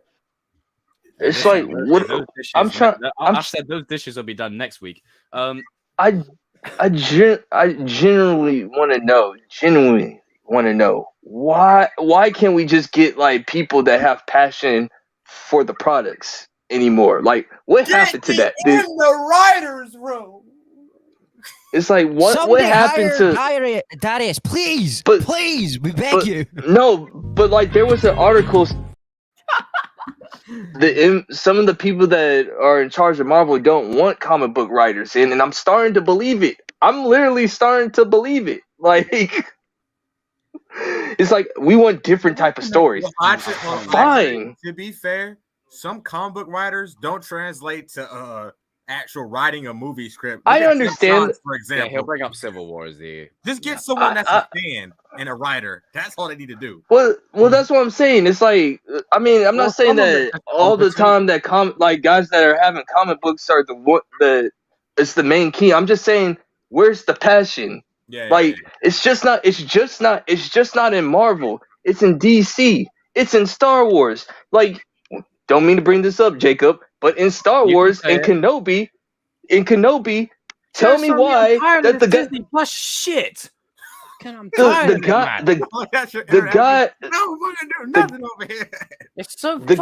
guy that wrote people saying, "Oh, it's all no, it's fucking average. It's average." The guy that wrote Kenobi didn't even know that Darth Vader and Anakin was the same person. What? Like, that pissed. When you sent that, King, I was like, you gotta be kidding me. How could that be possible? Even when I know Star Wars fans that know that. It's like they thought they were two different people. And I'm like, wait, what? This is where I know we were ragging on DC earlier, but this isn't even just the Marvel thing. This is everyone under that banner in general. Like, it's even the Star Wars shows, bro. Like, freaking, like, oh, why'd you bring it up, Danny? But the point still stands. Bang average. How did the bar where's the passion? That's all I'm asking. It's like that's all I'm asking. It's not even at a low 20s anymore. It's like, I don't want to hear that I'm being like harsh or anything. It's just the truth. It's it's just the truth. If you watch Ant-Man and you genuinely enjoyed it, then I'm happy for you, okay? Because they are out there and people will enjoy it. It's a film. Yeah. But by and large, even I'm starting to get it now. Even I'm starting to go, can you sort your shit out? Like, something's going on here. This is too much. Doctor Strange 2, Thor Love and Thunder, She-Hulk, Loki, Eternals. This is consecutively. This isn't like, the odd one every now and then. This is back to back. Constant. It's like you're constantly getting smacked on your ass. Like you're getting bent over a barbecue and you stand there with a greasy spatula going, want some more, doggy? Want some more? That's literally what's going on here. To be fair, one thing we can always give MCU, at least they have consistency. Either they do consistently well or they do consistently shit. DC on the other hand. That's true. Yeah. Also, can we talk about how Rotten Tomatoes actually got one right? There is a silver lining there. Yep. The Rotten Tomatoes score. They were watching it, going, you know what? I can't even defend. Still don't like him, but I get the point. Well, no, I don't like him either. But I get the point, though. But even when they're sat there going, I can't even defend this piece of garbage. Even when they're most likely paid for a review, they're still like, nah, I can't. I'm sorry, this movie's just that bad. They even said the same thing. They said the same thing as us. The movie was kind of slow paced or fast paced. It was 3 movies like put into one, but the best takeaway was Jonathan Majors. I guarantee you that's what they said. Like, and everyone will say, "Oh yeah, that means the movie's good," because no, but Jonathan Majors was going to kill it regardless. That's not. You can't use that to deflect criticism, man. You can have one good actor does not mean the rest of it around it isn't shit. Right, MCU fans, you're just as bad as Snyderverse fans sometimes, because this is how you be. I'm gonna die on the sword. Like, stop sitting there jerking Mickey Mouse off for 5 seconds and just look at it objectively. Okay, hey everybody, it's me, Mickey Mouse. Just look at it objectively for 5 seconds. These movies are bang average, poor, down bad. I'm tired of it, man. I'm tired of just this constant. Oh, you're not a true. I'm linking it all the way back to TCK's first ever thing. You're not a true fan if Loki isn't in your top 5, whatever. Like, get that shit out of here. Like, stop deflecting from criticism. Just saying because it sets this up. And you want to know what's the fun? No. Jacob, you want to know what's the funny part? about this is these people that claim that you're not a true fans don't even buy none of the products anyway. Like they don't buy anything. No, they're the people that came in when the movies became popular, and they're like, "I'm a Marvel fan." Or they're the people that will literally sit. There'll be a big Marvel project announced for Phase 10. The Hulk takes a shit, and they'll watch it and they go, "It's funny, it's great," and people say I'm over. No, I'm not, because that's where we're at. How many fart jokes do we need? How many jokes about people sleeping with people in Marvel do we need? How many jokes about bloody characters acting stupid do we need? Like, we've got the same thing every single movie. It's not tied to Taika Waititi. It's not tied to Peyton Reed. It's not tied to Jonathan Majors. It's consistently now. Yeah. Like, I'm not part of that bracket of people that are like, oh, the MCU died after Endgame. I think that was a nonsensical people statement. that say that. Yeah, that was a nonsensical statement. I don't think that for a second. Yeah, now, obviously, there will be some good. I'm sure Blade in. Oh, well, I'm not going to throw. I'm not going to count that at the moment. I'm sure there will be projects that are going to be good, but by and large, the only one that I trust is just like Guardians 3 and Deadpool 3. I mean, because I know that those projects have passion towards them. Oh, yeah, wherever. Spidey 4, like, let's say I mean, I know Sony are a bit of a conundrum, but at least they take their projects seriously. You know, well, with Spider-Man anyway. So that'll be all right at best. Like, at best, you'll get a good film. Can't say anything about everybody else. With everybody else, I'm genuinely concerned. This is starting to get worrying, and I said this before. The fact that we're debating if Blade should be rated R or not is a freaking joke. That's how you know they're going to screw it up. The fact that they want to make it PG-13. No, it's Blade. Oh, but it's vampires. Yeah, blood-sucking vampires. And yeah, not Twilight. They don't fucking sparkle. They kill people. I'm sorry, dude. I'm at a point where I'm investing in other movies and shows right now because I just need a break from superhero movies. Like, I can't. I'm worn out. Like, it's a chore now. Like, I don't want to do it. Anime. That's what I invest my time. Listen, I'm on Blue Exorcist. Let me finish that and I'll get on Vinland Saga next. But I'm goddamn right. when I'm saying it, someone who's literally got DVDs upon DVDs, even. You know what? I'll go a step further. I know you may not like this, RJ. I've got the Civil War comic, right? For Christ's sake. I know you may not like it, but it's a good example. I've got comics for days down here. So even I'm saying it, then you know. It's like, can you sort it out? Like, something's got to give here. We're just accepting mediocrity. And again, I know it's going to be better. I know that.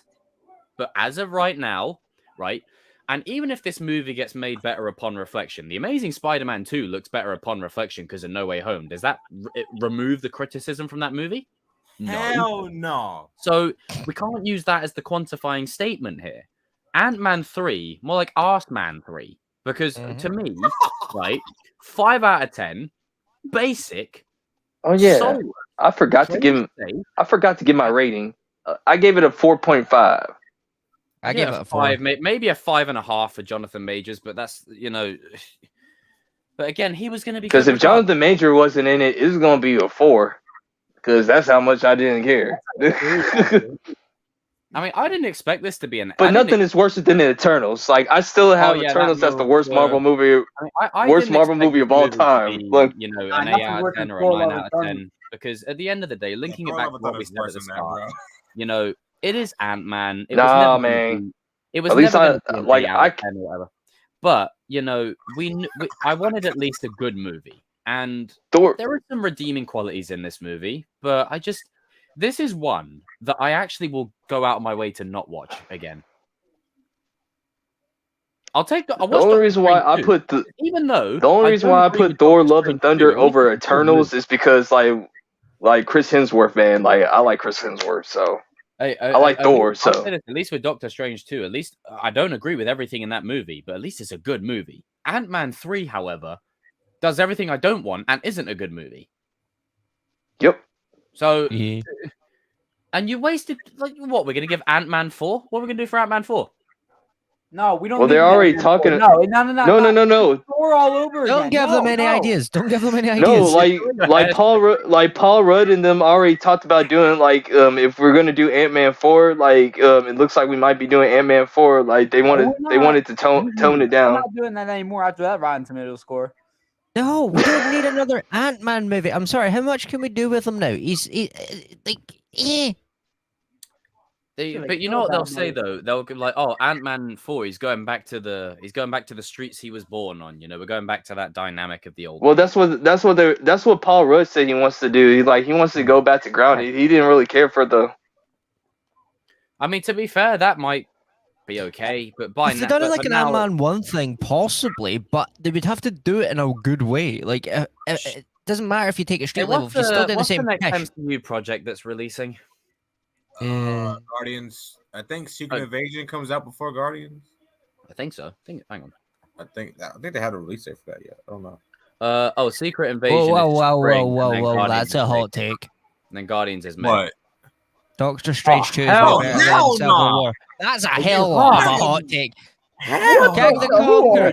No, we're gonna conquer your ass for saying something like that. No. Wait, hold on.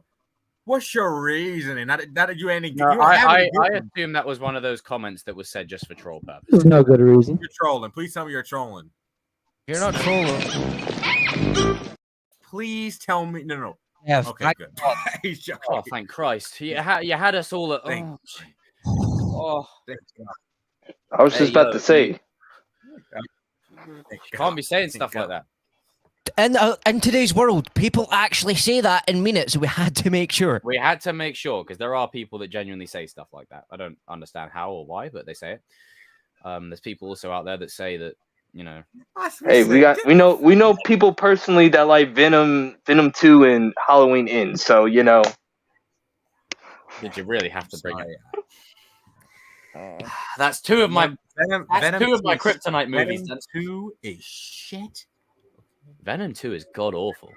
There's nothing redeeming about that movie at all. I'm gonna put it this way: you guys saw my collection. Like, if I don't collect it, you know it's bad, bro. Like, put it this way: Venom 2. Our own system, bro. No. I'll say this right. I used to collect movies on a regular, even in like post Endgame. I got Infinity War on disc. I got Endgame on disc. Far From Home on disc. When I'm at a point where I'm not even collecting superhero movies on DVD anymore because of Sony, the MCU, and DC, then you know the superhero genre is in a bit of mud right now because I'm not even collecting DVDs anymore. I had to pay to see Venom 2 in theaters, and it sucked. Yeah, I would have never paid to see that. My biggest flex is I never saw that in theaters. You're lucky, TC. There's one good scene in that movie, and that's it. I hate that. Yo ho ho ho. That's how I got to see it. Do you know what? It's not even so much. Do you know what this is, right? I think if we didn't have so much back-to-back consecutive piles of dog shit, we wouldn't be as hard on Ant-Man. But because it's consistently now, it's consistent. Yeah, because it's like King said, you're not going to get every movie that's going to be good. Because Phase 1 you're not going to get some buds in there. You had some buds in there. You could go back to Phase 1, like Dark World, things in Iron Man 2. Like, come on, got to be fair. Yeah, because, like, because... Yeah, you're going to get some shit in there. It's this like is back consistently, again and again and again. Yeah. Like, how many times? Well, it's just like smack us some more, please. It's just like I was saying. God damn. It felt like with the first 3 phases, it felt like a story. It felt like one big old comic book, and you could just pick the page that you just want to read out of that chapter. And sometimes you just want to throw on a chapter that you don't even care about because you need some background noise and you're trying to clean your room or something like that. Can relate. Not with this one. Not with these past phases. I don't want to hear no more excuses. I don't want to hear nothing about Kevin Feige. I'm just asking Kevin Feige, bruh, hire people that are qualified. Please do this, man. Like that's the only thing that I ask, because most of these people cannot write themselves out of a paper bag. Like, seriously, like. They can't. Whoever was their college professional teacher lied to them because most of them can't write nothing. But Danny, it's their truth. I don't care. I don't care. I don't care. I don't care about. I need to lower down my expectations. Bro, I collected everything, so don't tell me anything about. I don't know anything about good movies. Like I probably know more than you. I rag on Adam West Batman. Even you can get down with the like even you can get down with that. You know, well, I don't personally agree, but even you can get down with it. It's like with the Adam West one is because once again. I tell people this when it comes to Batman movies, there's a Batman for everybody. I rest my also, case. People also forget that version of Adam West Batman was the version in the comics at the time. It was more campy. And it was just using it as an example. In the 60s, nobody wants to see a dark, brooding Batman. Yeah. They didn't I'm sick and tired of seeing something in the Batman. way. Yeah. They don't want no something in the way. Some shit in the way, man. Something in the way. Shit. MC is going to I'm sorry. I'm just so tired of this. I'm tired of this. Like, even Marvel is hard to talk about now. Yep. Well, that's what I just said. Like, listen, I'm not trying to be hard on Kevin Feige because I will always give him like props between phases 1 through 3. But, bruh, you got to hold the L on phases 4 and it looking like phase 5, strike 1. I'm giving him a chance. Strike 1 on this one because it's strike 1 or whatever. But yeah, you need to start hiring people that have passion again because the last phases had passion. I'm not saying every story was like a home run, but you had like some work, a cohesive story. This one is just like we're just hard work, creativity, belief. This one is like, I'm gonna. It's not what I don't care what the fans want. I'm gonna do what I want because this is my time to shine. Because this is my time to shine. No, screw you. This is where I have to say. This is what I have to say when it comes to. I always said this. Studios and the artists, they need to be like working relationship. You can't have the artists be doing whatever they want to, or else you're gonna get like the prequels. I mean, as much as I love the prequels, George Lucas had nothing but yes men, and they, you know what you got or whatever. You can polish your turd, but it doesn't make it any better. Yes. But you saw what happens. You saw what happened when the studio took over. AKA happened with the Snyder Cut or whatever. You saw how they did not let the artists do what they wanted to do. It needs to be this is what happened. Like when you got the Dark Knight trilogy, you had the studio working with Christopher Nolan and Christopher Nolan working with the studio. They came with a good compromise or whatever. He got his balls together. He put his foot down and said, "No, I'll do what I want." And yeah, but at first they didn't want him to have the Batmobile, and the studio said, "Like, bro, you gotta have the Batmobile. Like, you know, you gotta have that." It's like, you know, that's why he said "F you" and he blew it up in the next movie. Yeah, but the point is, you gotta have checks and balances. As much as Kevin Feige is a great producer, there's no checks and balances anymore. People are just doing whatever that they want to in this immediate moment. When I say something or say something that's out of pocket, I got you guys to go, "Hey, whoa, Jacob, whoa, slow down." You know? There's no checks and balances, and that all I'm just saying to Kevin Feige is you need to put some checks and balances with some of your people that you're hiring, because if you don't, you are gonna be out of a job. Right. At the sooner or later, background checks on them, because at this rate, I'm pretty sure half of these people come from the fan fiction community. I'm telling you. Yeah, it's a good bet. I swear to God. That's what I'm saying. My vision. That's how we got Twilight. Yeah. That's what I'm saying. But that's what I'm saying. Marvel stuff is really, really, really really small. It ain't DC, it ain't like DC. Marvel, all they have to do is keep the real world stuff out of it and just stick to good storytelling. Yeah, good storytelling. Hire people that are qualified. That's it. Well, let's not get it twisted. Here. Simple. Like, Marvel, you're screwing up bad, but you're not DC level bad. All you have to do is just It's simple fixes, like simple fixes. It's That's simple. all it is. DC It's have a simple training. fixes. Marvel has simple fixes, but they just don't want to do it. They just don't want to do it. Like that's what I'm getting for. I don't want to do what the fans want to do because guess what?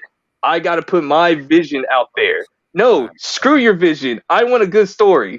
But my I'm the one who vision pays is your rent. pure. It's great because that's mine.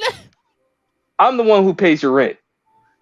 So like I put my money towards it. So I pay your rent. anyway, Who goes to the cinema and pays the $10? It's like anyway, I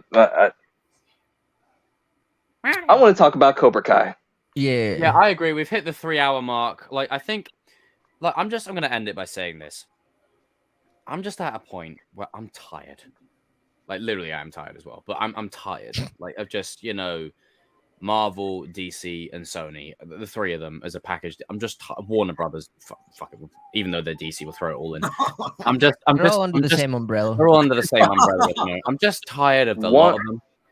Disney as well. There you go. That's another one. Star Wars. There you go. 6. And then the rumors of a cursed child movie. Freaking hell, Warner Brothers. Lord of the Rings, the power thing, whatever they brought out as well. That source that's not happening, bro. Like that fucking not be. It better not, because they need to stop. Yeah, I agree. If they do that, you leave HP the hell alone, and you dare give it a sequel that's the cursed child. You dare. I'm sorry. I stand by that. That play. You'll have two Scottish boys showing up at your door. That's all we're saying. They better not be a first child movie because we're gonna have. No, don't do any sequel at all, but let alone a cursed child movie. And do not do a reboot where you make all the characters different things. No, If you know. But like with let's just say there's some fans out there. On a quick side note, they're like, "Oh, I want to see it." Just because you want to see Voldemort go no, and him and Bellatrix to have a kid, doesn't mean I want to see it. Hell no. Harry Potter's ending worked so good. Don't ruin the leave it ending. alone. We don't need no flash. We don't need no flash trailer bullshit here. Let's just get out of this. I need to get out of this. We need to get out the negative headspace. Let's go into a positive. Let's go to something more positive. Because I need to get out of this badly. Danny, what's the final topic of today's stream? So I was reminiscing. Like I was like thinking, okay, could this actually happen that Terry Silver helps, kind of blackmails but helps Daniel out on this situation at the Sekai Taikai? Because in my opinion, I think like because Johnny, Daniel, Chosen, and Mike attacked Terry Silver, they're gonna be facing some jail time or whatever. So I'm thinking like to avoid jail time, I think Terry Silver will probably sponsor like Miyagi-Do and Eagle Fang. Do you think that's a little bit out of there, or do you think that I'd say because he doesn't like Sensei Kim or John Kreese? I'd say the likelihood of it for me. Oh, that's a great image. I got that perfect. I'd say the likelihood of it for me is quite low, but it's not impossible. It can happen. We've seen stranger things happen. Well, he doesn't like Kreese or Kim Jong-un, but who's the reason he's in jail? Eagle Fang and Miyagi.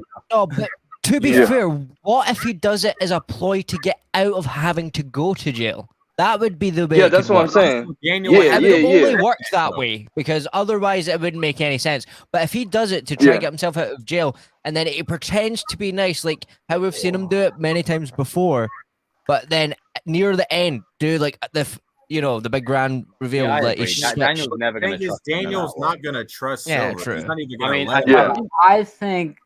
Yeah, but you don't have to have him trust him for Silver to do it to get out of jail, though. That's what I think Danny's trying to I make. think the scene in season 5 where Daniel leaves the note to Kreese where he's like, no mercy, mofo. I think that's kind of telling of his sort of... That's very telling of both him and Johnny with their reactions to Silver and Kreese now. But what I'm saying is he's not going to let him sponsor his like dojo. First off, Daniel doesn't really need a big sponsor. Yeah.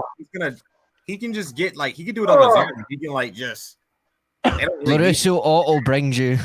yeah, like he doesn't like in order for like they can't just have a like Silver like I'm sponsoring it like without Daniel's knowledge. Like he'll put an end to that shit like real quick. Here's the thing. Yeah. As someone who has Silver in their top 3, maybe even top 2 characters, I say Silver barely has a role this season. I think Silver's arc in 4 and 5 was so good. There's no reason to touch it. Obviously, he can have like a few cameos or maybe pull some strings behind the scenes, but I don't think we need more Silver. I think we had a great run, and I love Silver, and I think because I love him so much, retire it. Like, because I think he had a great point. Because I don't think Silver will be heavily in season 6.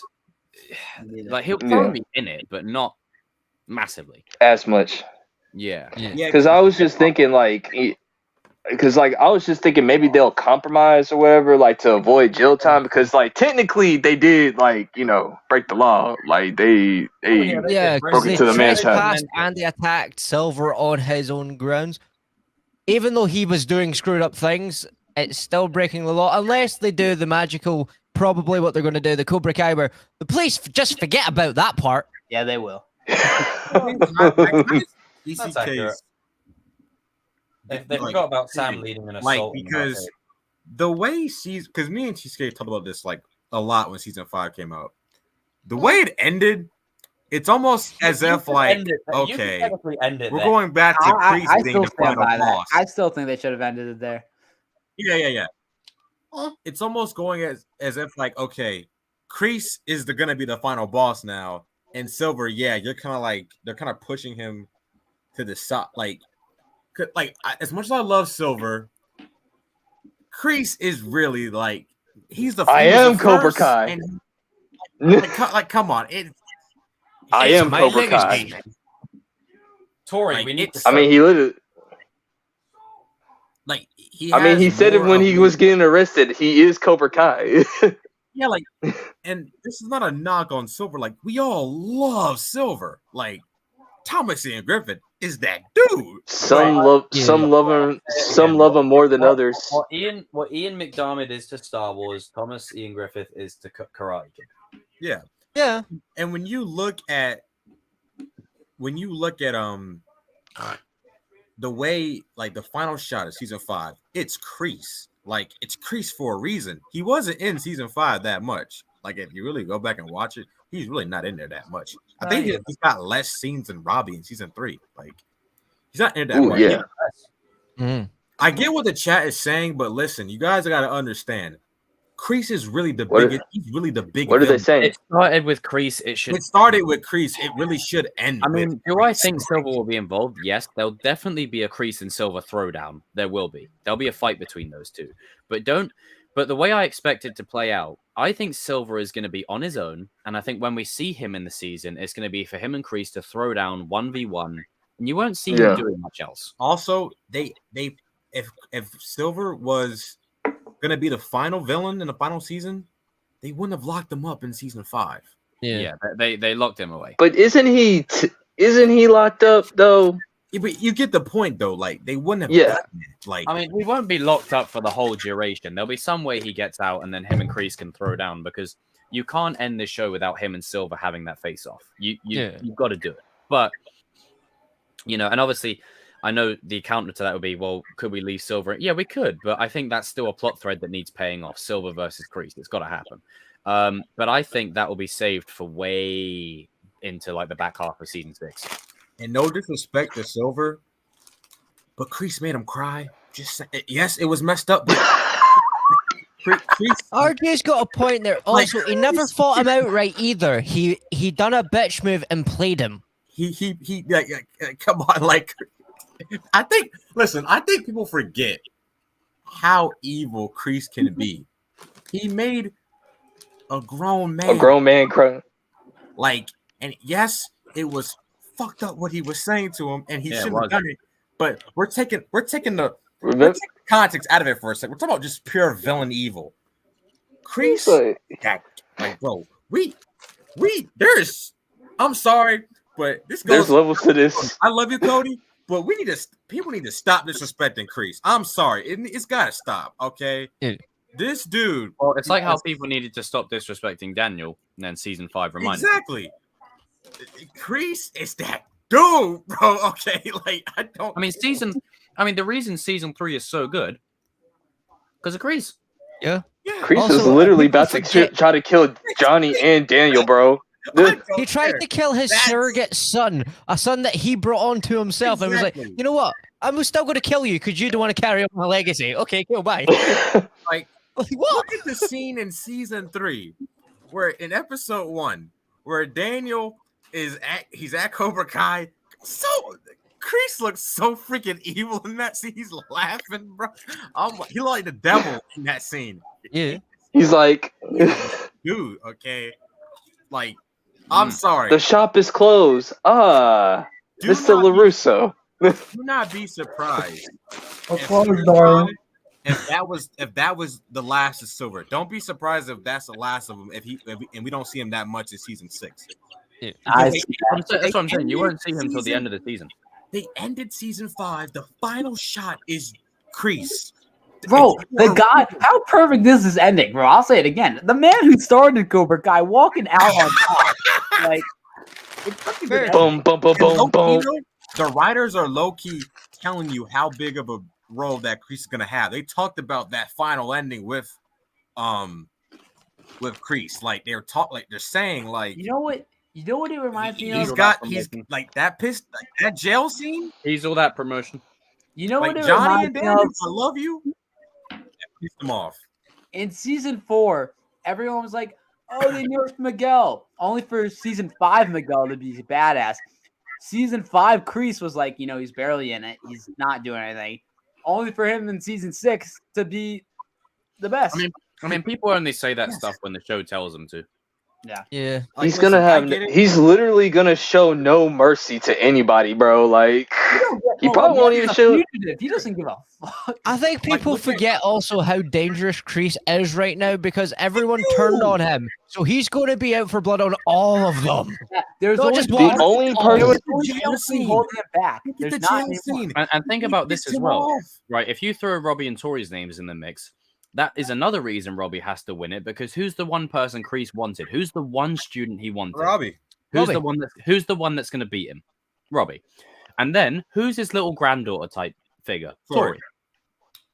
Like it's an emotional chord. Pull it. Like, bro, look at that scene in the jail where they gave him the note where Johnny and Daniel, I love you too, but you woke up the beast now. This is like you pissed off Kreese. Like you pissed him off. Like he faked his death just so he could get out of jail and get back at you. That's how crazy the motherfucker is, okay? To be fair, he's also got the added thing with Silver because Silver backstabbed him as well. So that's even more anger on top of what Johnny and Daniel did. So just imagine how bad he's going to go. But I think he already knew that, you know what? I did go too far with Terry, though. Like, he's probably going to leave that one alone. That's true. But that brings me to my next point. Potentially, it's one of those 50-50 things, I think, because when it comes to Terry and Kreese, it seems like Kreese now's like, nah, Terry's dead to me. And it makes sense because obviously after what he's done. But at the same time, it could go either way, though. I know people people saying think I was saying that ending shot of Cobra Kai season 5 when he's walking out of the jail, that communicates also that he's on a one-way ticket now. Yeah, like here's another thing. He'll be dead by the end of the show. I know people think that Silver is a better villain than Kreese, and you can make that argument 100%. But Silver wouldn't be where he is today. I think Silver's a different level in without terms of Kreese. I'm just saying. I think Silver isn't Silver with a Kreese. I think Silver's a different level. I think thing- Silver's a different level in terms of business and like that kind of side, like Kingpin level. But in terms of core villain level, Kreese. Yeah. No, see, I honestly disagree. Kreese always had one thing to hold him back. Silver never did. Yeah. Silver was sat in a jail cell crying because he didn't want to get killed. It was Kreese that made him become the way he did. So technically, Kreese created Silver. So in a sense, he did. Like in a the only reason why Silver but has the smarter side is because his dad was a business guy. That's the only reason why he has it. Just because he created him doesn't mean he's worse than him. Oh no! I mean, the Sith created Darth Vader, so I'm talking about like just the two characters. Without Chris, Silver wouldn't exist in the way we know him. We also got to remember. I know it's a bit of a conundrum of a movie, but in Karate Kid 3, who was in the driving seat? Silver. Chris. Silver. No, it was Chris. Chris was behind it, but he just didn't show up until the end. Chris was such a side character in that. He Silver was driving that whole thing. Yeah, no, but they couldn't have Chris there at the time because he was supposedly dead, wasn't it? Or some shit like that. My only point about Chris and Silver, like, I'm not talking about like who's more evil and all that stuff. I'm just saying, like, without Chris, Silver wouldn't be who he was like especially with Cobra Kai. Like, Cobra Kai's idea was Chris. Like, if Chris never saved Silver, Silver probably would have died in the war. I mean, like, you can make an argument like who's the better villain. I don't care about that. Like that, they're both. I mean, to be honest, I think they're so good. You could go either way. Good. You can go either way. Yeah. I think Chris is more like evil and a scumbag, but I mean, Silver is more. I think Silver's a little bit more evil because like Silver, like the only thing that kept Chris from going crazy was like Johnny, Tori, and Robbie or whatever. I think now, Silver is worse. Like, especially with season 5. Like, he's. You can make an argument like he's worse. Silver was willing to like Silver didn't even like Daniel basically told Silver, dude, I give up. You can have the valley. Like Silver said, oh no, nah, you gotta learn your lesson. Never forget. Sometimes what goes in against Kreese in that regard is think of the tournament when he vows, right? He lets Tori does what she wants to do, and Silver's like, "What the fuck are you doing?" Like, so sometimes Silver has the edge. Sometimes because Kreese has that emotional vulnerability to other people. Silver does. Look what would happen in season 4. Kreese and Silver were both like agitated with each other. Kreese just told him to stand down. Look, Silver fucking framed him. Yeah, but that's what I'm saying. If you look at it in the aspects of things, though, Kreese would have just knocked his ass out if it was the other way around. So he's done the more sneaky, sly thing, which doesn't necessarily make him any better or more of a villain. It just means he was a bit smarter, and that's already explained because obviously his dad was a business guy and he wanted him to do his own business thing. So it explains. Well, the thing is, like, I'll put it this way: like, to me, I think Silver, in my opinion, I think Silver could have killed Kreese if he wants to. Oh yeah. Oh, that's true. Especially now, yeah. I mean, no, I'm just saying right now. No, I'm just saying like if like Silver really wanted to kill Kreese, he could have or whatever. But I think he still has that soft side for Kreese. That's why he just wanted to put him in jail. That's why. Or whatever. I think he also thinks it's more of a punishment for him to suffer than just just die. Yeah, and that's true too. He wanted to extend his Cobra Kai plans, and he felt like Kreese. Yeah, he wanted Kreese to watch that happen. Like, yeah, exactly. Yeah.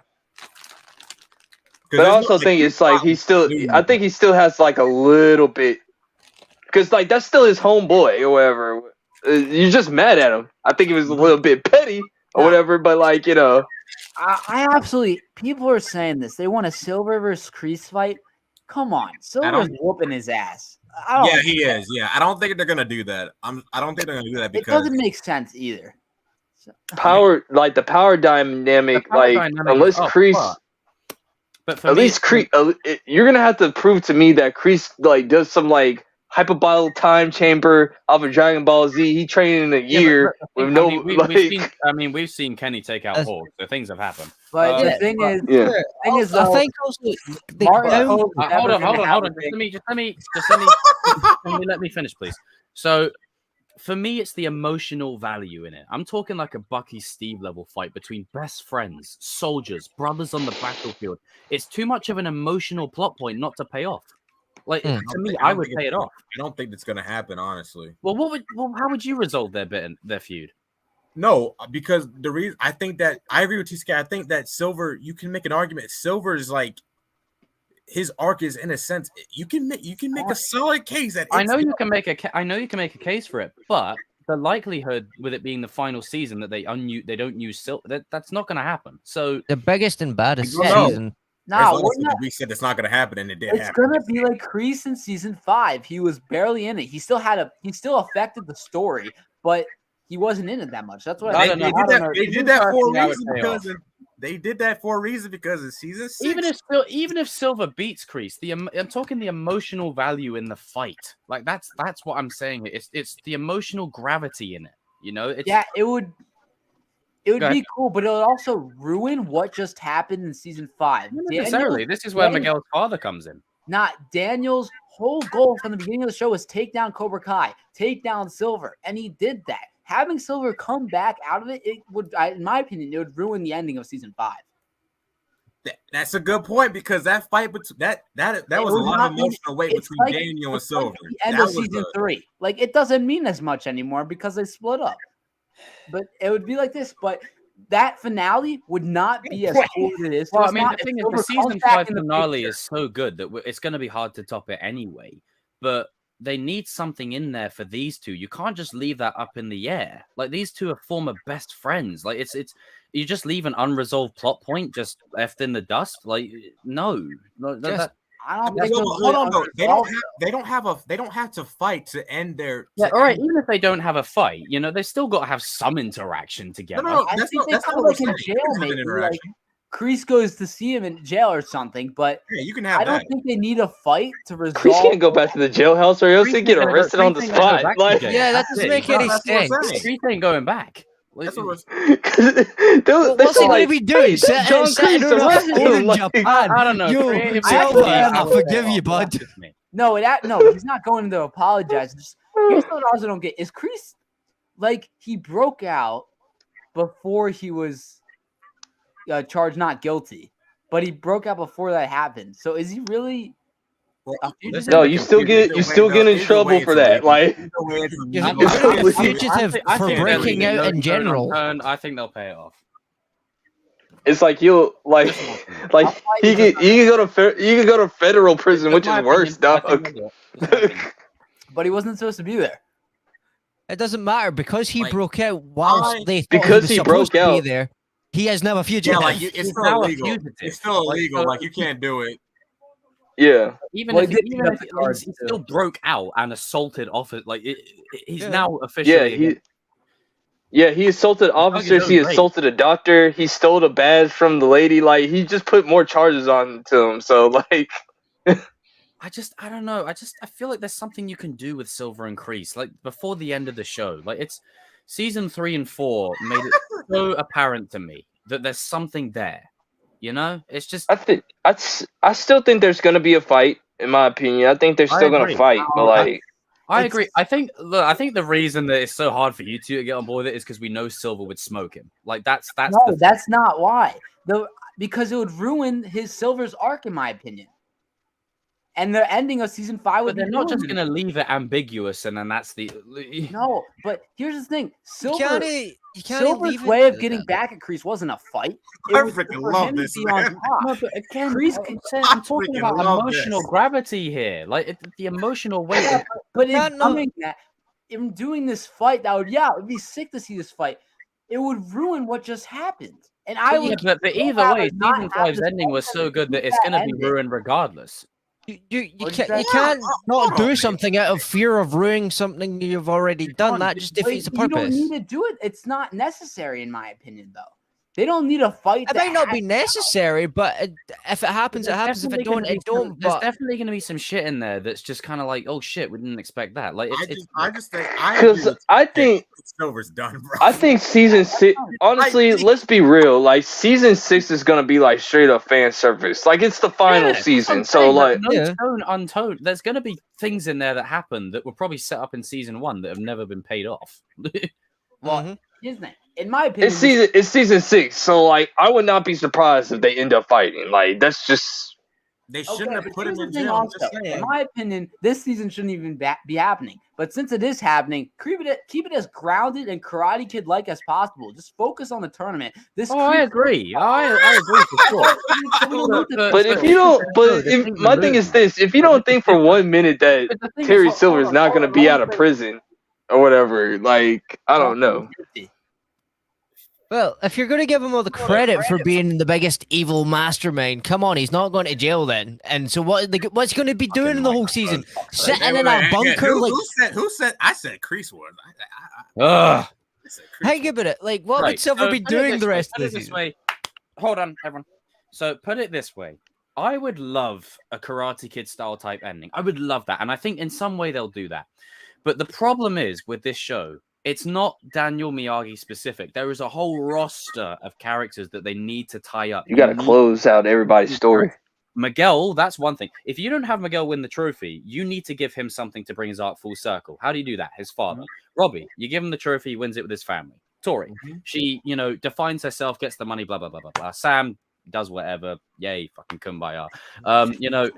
Yeah, I did that on purpose. I did it on purpose, and I'm proud of it. So you mean she get the trophy? Don't fight, and I'm not gonna be disappointed with it, but I would just like to see it. I think it would be a really cool thing to have at the end. But I think this is where, in some kind of way, depending on execution, Miguel's father could factor in as well. Yeah, they've left that up in the air. Like, there's so much stuff they still got left up in the air. I agree, but I just feel like if they wanted Silver, it's because season 5 is such a good ending. Like that's and even just that though. I'm just gonna go off what your Silver point, and people in the chat because they wanted to be the in-game villain so bad. If they wanted him to be the in-game villain so bad, they wouldn't have put him in jail. Well, if Silver was meant to be the endgame villain, they would have had Kreese join Johnny and Daniel. But they've clearly gone back, and exactly. Which I'm fine with. But it's just, I don't know. I still want to see something. I don't think he's in jail, bro. Like, yeah, he gonna get out. The thing that he gonna get out. I mean, if Kreese can get out of jail, Silver can. I'm just saying. If he's not going that's what I'm just saying. It's like. What's he going to be doing? Is he going to be sat in a hut or some shit? No, because like it just goes back to what I said. It's like Silver is gonna just straight up say like those guys broke into my house. The lawyers, they're gonna let him go because it is true. They broke into. I'm gonna be that guy, but Cobra Kai kind of skips over law enforcement. Just saying, like they kind of do. They might skip over. Well, that's what I'm saying. It's like if they do it, they'll do it again for Silver. Like they could just let Kreese off too. There's there's so much that they do need to tie up with all like the little. Oh my god, where did he go? What the hell? The hell happened there? So there's so much stuff that they gotta tie up, and this is where it all comes down to execution, right? You can't just have like Kreese outside the Sekai Taikai, and then Silver's like, "Hey, Johnny, you like that? You like that?" And then they start fighting. Like, I'm not saying like that. You earn it. You make it feel organic. You don't just throw it in there just for fan service. But with it being the final season, with them having access to the full roster, I don't think there's any stone left unturned. Like, I think you could see potentially every character from previous seasons appear. That there's so much stuff that I think they could do. Now, maybe a fight between Kreese and Silver doesn't happen. Maybe the idea that you guys touted before of maybe Kreese visiting Silver or something. That could be cool. Something like that. I doubt he'll visit because he'll get arrested on the spot. Of course you do, right? But there needs to be something between those two to pay that off. Something. I don't know what it is, but something. You can't just leave that up in the air. Like there's got to be something. Even if it's just a conversation of Kreese going, "Hey, fuck you." It's that could work. There's got to be some kind of thing there that pays it off. No, I agree. I think that like a conversation, especially because like if this is the final season and if season 7 happens down the road, it's going to be with the younger characters. And I don't mean to put this energy out there, but there's a good chance Kreese and Silver won't be around. Yeah, there's a very good chance. Yeah. Also, a very interesting topic that one of the commenters has said is Star Prodigy. He's wondering what will happen to Eli and Dimitri. And if I'm going to be honest with my opinion on that, they're going to be doing fuck all, most likely. They're going to be side characters. That's the way it's going to go. Their story arcs are done now, so I doubt they're going to like have Dimitri become like Super Saiyan in the last season. Oh yeah, Dimitri wins it all. Oh Lord, Dimitri wins it all. Coming in the chat. People are saying I said it would ruin some of Daniel's arc at the end of season 5 because if Silver just comes back, it's like, well, what was that awesome battle between them at the end for? That's what I meant, not Silver's. I meant Daniel's arc. It would be like, well, That was such an awesome. Yeah. And you can't have that fight again. That'll be the third time we see that. Daniel fight. was the one that needed to defeat Silver, and he did. Yeah. Well, yeah, that's why they had the thing with Chosen. We can agree. I think we can all agree. Daniel had the best arc in season 5. Yeah. Obviously. Oh yeah. And if you bring back Silver back, you bring Silver back into the picture, and he's ruining everything again. Don't you think that would take? I agree, but it's just with the type of character he is, I just don't see him sitting on the sidelines going, "Okay, I'm defeated." Like that's not Silver. Like I don't see him doing that. Silver is petty, bro. Like Silver is gonna mess all their guys' lives up. I mean, I would agree if he wasn't in jail.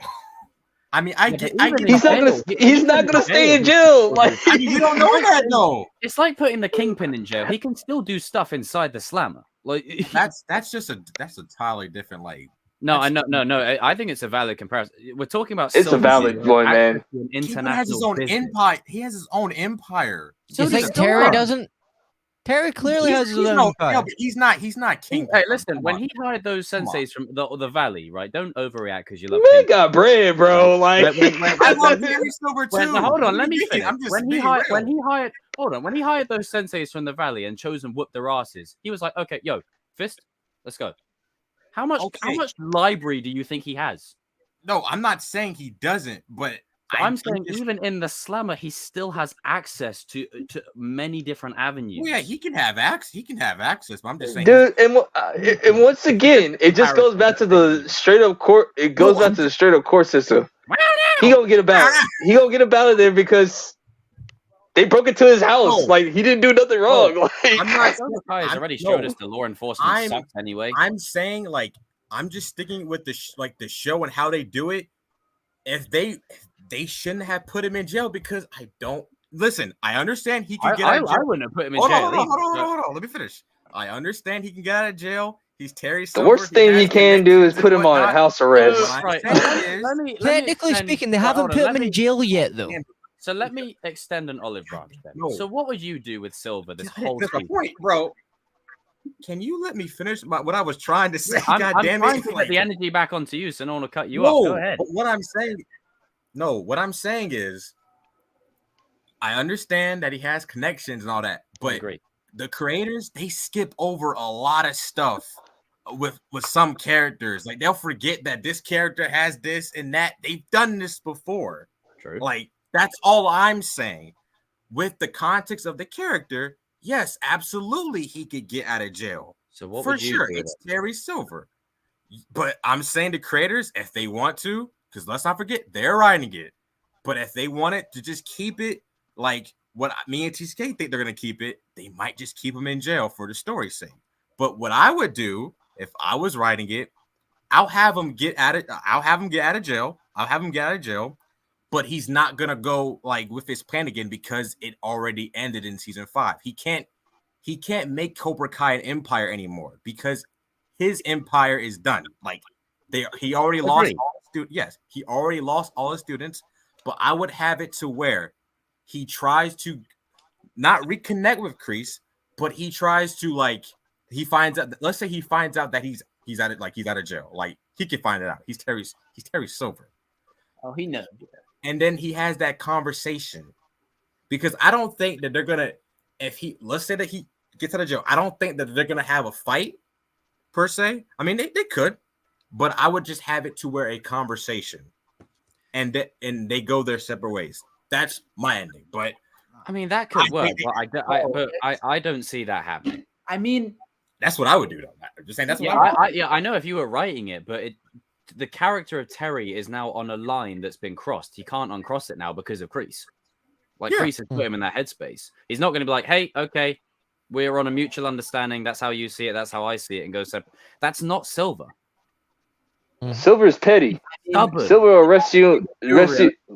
Is because I say retire the character, but you guys are right. Like you can't just stay in there. The only way is to kill him, really. But I don't. That's what I'm saying. Like I feel like the most likely scenario is he's going to go. If it works, the only way they put Terry Silver on the sideline is if he's like in house arrest. I forgot about this. The thing that he's dying.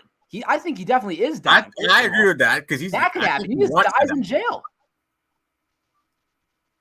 Yeah, he's not getting the health he needs in jail. He could just straight up die. Yeah, he might die. He might because because the way I'm just he was in the hospital. He said in the fight with Chosen, like, I want to die on the battlefield. Because they didn't do that on purpose. Like, they have him switch places. Like, and I understand people want Silver to like be the final boss, but you can't. No, Creep is the final boss. Just because Chris is the final boss. doesn't mean I want him to be the final boss. Like that. But also, I'm not talking about you. I'm talking about people in the chat because they keep like. Yeah, you guys in the chat, you gotta chill. Also, people need to realize as well, Terry will have to stand trial first before he technically goes to proper jail. It will be in a jail cell. But what if he gets off on the jury? What if he manipulates them into believing that they all set him up? He's a good manipulator. It's just whatever way they decide to play it, okay, is Silver is going to have an arc next season regardless of what we all want individually. It's going to happen. It's just a case of the worst you can do is put Terry Silver at house arrest. That's the only realization that you can see. That's the. I mean, to be fair, they can do that. They can do that, honestly. In real life, that would be the worst. But since the show, like, doesn't really. I mean, they've kind of written themselves into a corner where all three of our scenarios could happen. Like, you know, yeah. It's like all of us can be possibly right. All of us can literally be possible. And you know what? I just want to take this opportunity to extend an olive branch. We could all be possibly right, and we could all be possibly wrong. But at the end of the day, the thing is, doesn't we matter. all are probably wrong. And all that matters is that we are all Miyagi. Because we all can't be right, man. We just all can't be right. We can't be. And we all can't be right all the time. Okay, everyone go off camera. The beauty of it. Because you know, we're just trying to have fun around here. You shouldn't take it that seriously, man. Seriously. Like I said, time's up. People in the chat are getting way too serious about it. We might. Yeah, you guys need to chill out. We're getting heated towards each other, but this is just how we discuss. This is a Tuesday night. Just bring up the NFL or whatever, and then just watch the chaos ensue. Like, this is slight work. I wouldn't even. Lamar Jackson? No, not. See, just like that. Yeah. This is slight work. I won't consider. But no, I agree with. I think, you know, to extend another olive branch, aside from the story reasons I was trying to give it, I get what you both are saying. Is that with it being the final season, we all want it to have that kind of touch of the classic, you know, Karate Kid movies and end like how it sort of started, sort of thing. And that's why even I said, and this could potentially open another can of worms. Get rid of Eagle Fang. Miyagi-Do. Yeah, you know that's not going to happen. Miyagi-Do. I'm sorry. Eagle Fang's a fun gimmick. Bring it back. I want to see Miyagi doing a Miguel and a merchandise. Miyagi-Do-gi, bro. I want to see Miguel and a Miyagi-Do-gi, bro. It'll be Miyagi Fang most likely, unfortunately. You know, it's just like Groot. You know, just like Groot and Eagly merchandise, man. Miyagi Fang. The show's ending anyway. Who cares about merch anymore? They're going to make ending. the gi half red, half white, so they could sell another gi, and then do I hope not. They're gonna have the eagle on top of a bonsai tree or something like that. No, because the thing is, the show has been great up to this point, and I think we can all agree it's been really great up to this point. But now there's a clear line of who is good and who is bad, and it's like, okay, we're going back to that black and white formula. Cobra Kai, bad. Miyagi-Do, good. Like it's that line is established now. It's drawn in the sand. Like I want to go back to that. Like it's time to go back to that. I'm sorry, and Miyagi-Do needs the win. I'm sorry. They've lost every tournament. They've lost every tournament. That is fucking Miyagi-Do. And I know someone's going to say, what about Eli? I like how you just said that you lost every tournament. Well, they've lost every tournament. No, it is true. They have lost. This is why it's time for Robbie, okay, and Sam to, you know, win the Sekai. It's time. Can they just get their trophies? Can we stop hating on the Legacy Kid? Robbie especially. Legacy taken. Agreed. Robbie needs a win. Miyagi-Do needs a win just as much as he does. Come on, let them win. Eagle Fang, Eagle Fang is cool, but it's just like a fun gimmicky dojo. It's not like, come on, Miyagi-Do. It's like your jazzercise class, in my opinion. It's like, yeah, Eagle Fang, woo! Jazzercise. Man, it's been a while since I heard that. Logic, think about it. Cobra Kai is a big bad. Miyagi-Do is the good guys. So they're just like the fun jazzercise class in the background, just sitting on the ball. So you need to say, Adam, that everyone at Eagle Fang is... Woke up this morning. Got yourself a gun. Dude, can you just see, like, all right, guys, like, one, two. All right, switch it up, guys. Switch it up. Also, because it's Johnny, that classic 80s synth music in the background while he does it.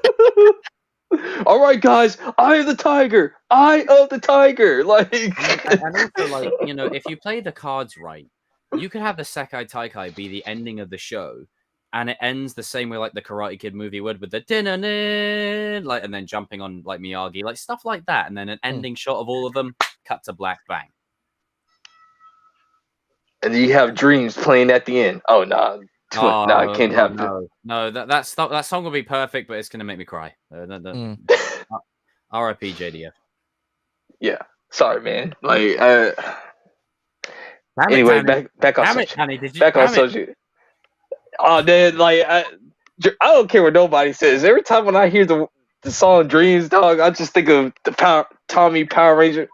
I mean, I didn't realize how sad that song actually was until yeah. Anyway, back on Soju. Or you know what? They play You're the Best Around at the end. The lines that get me is, so baby, dry your eyes.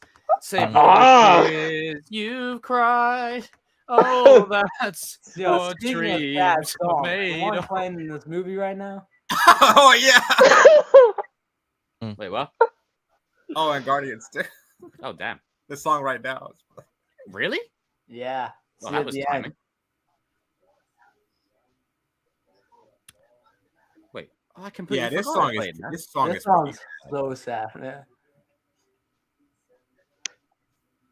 Oh. God said, let there be silence. Commercial break, people. Commercial break. We need to take This is where you go to get your toilet breaks. Make sure you drink a lot of water.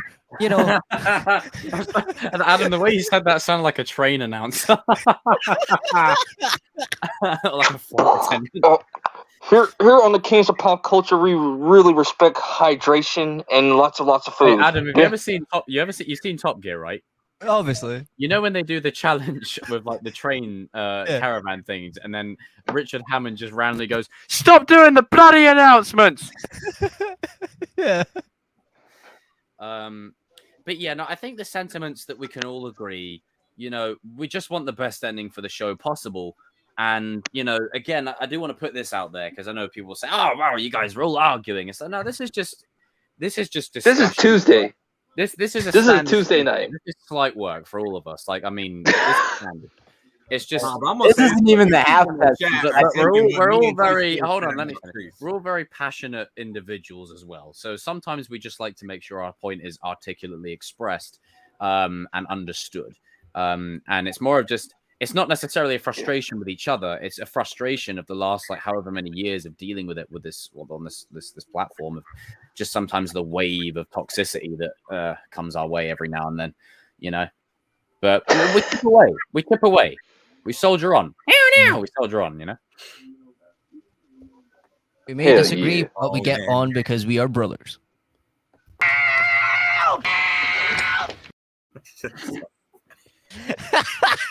You see why I had to put an image over that? I couldn't. And we're happy, and we're single, and we're colored. Give us a high five. Excuse me? Wayne's Brothers. What the hell was that? We're brothers. We're happy, and we're single, and we're colored. Give me a high five. Cut and paste. That was dynamite. I think here is a good part to and the scream now. I mean, hey, listen, we joined a fraternity. This one right here, you know. Yep. I mean, well, I say we. I made these guys join it. I coerced them, you know, into my way of thinking because that's what I do. I'm a manipulator, according to people. Bro, the ending of this movie is so awful. He may have been your father, like how but Peter, he wasn't your daddy. Got over like Gamora. He's like, "Oh, come here." Are you at the part?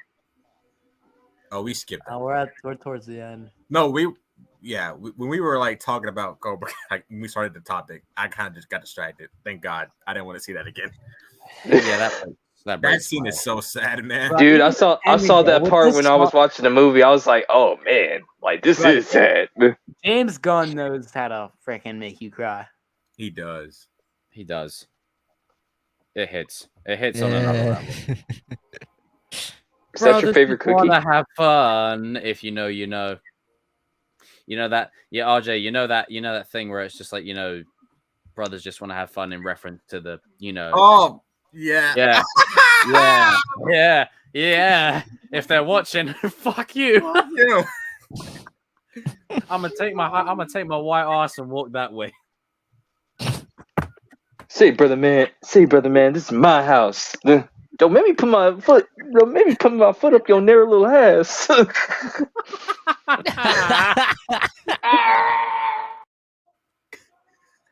That part. Here comes the manic part of the night. Remember, I am not a. Oh, I am Kang. Oh, that's it. Oh, we're talking about Oreo now. What's Oreo?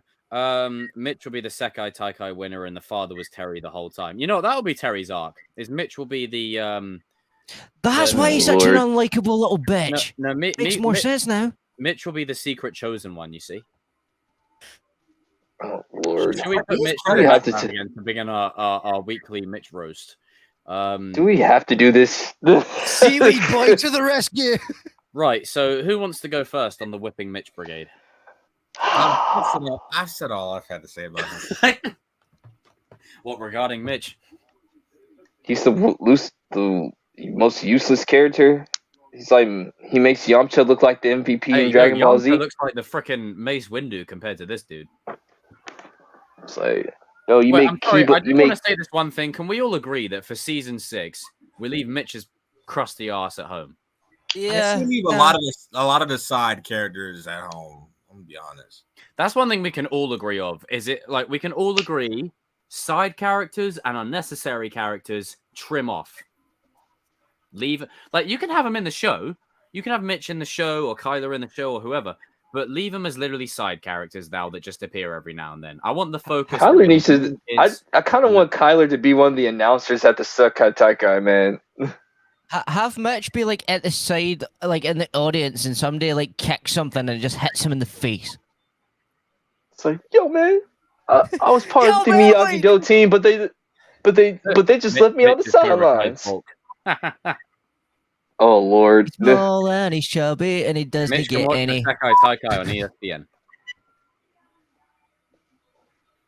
Oh, so, how dare you make fun of Bulk? Bulk at least has some relevance in Power Rangers. At least he tried to save the world. At least he had somewhat of a spine.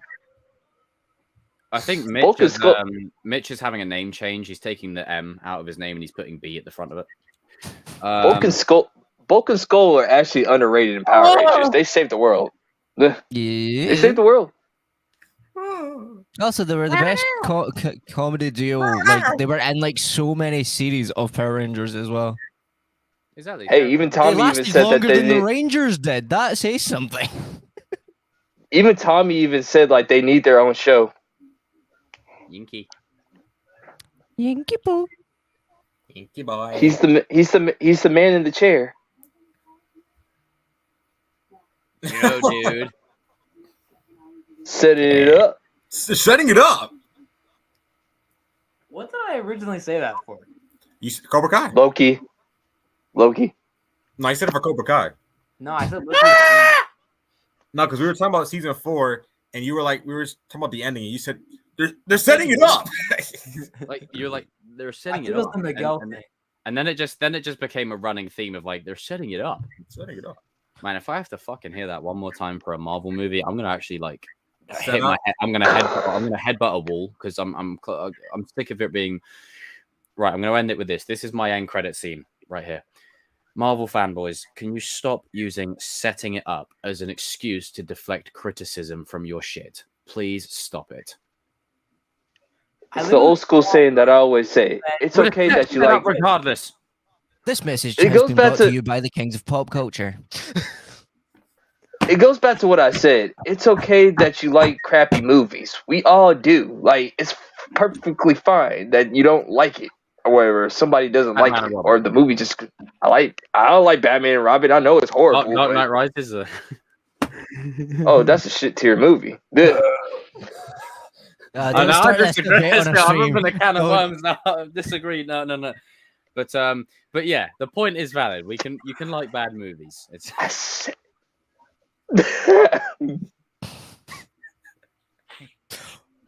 Mortal Kombat.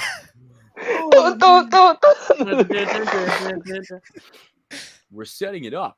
But yeah, it's been a good stream. We got through a lot of stuff. And I tell you what, this is probably one of the more depressing streams because we've talked so much about fatigue with every studio and every but having said that, a great list Cobra Kai is a relief. by the man, the myth, the legend, MMA King Kreese Jr., Danny Watkins. You guys are getting really unstable. I go crazy over pop culture. Not playing. No, it's actually fun. It's like you guys have me keep on going, as they say.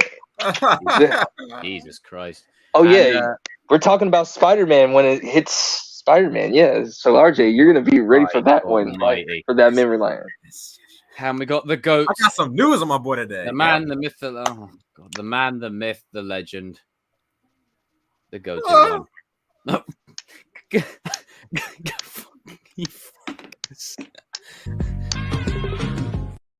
I'm going to play that whenever you're on screen.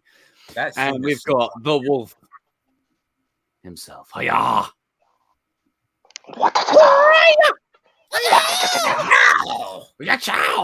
And we've got the captain of the Jackie Chan. Noah. Oh my. So, you think Thor Ragnarok's a good movie?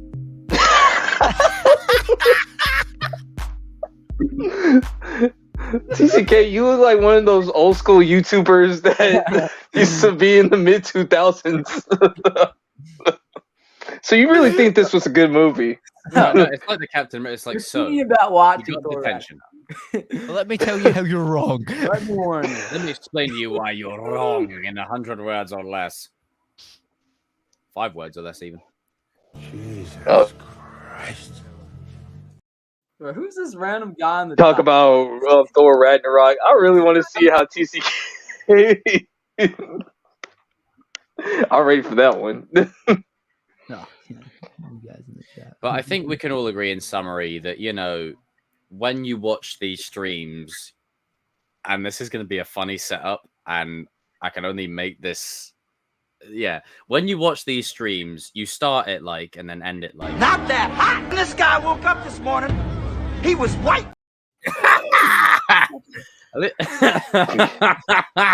Wow. It's time to go!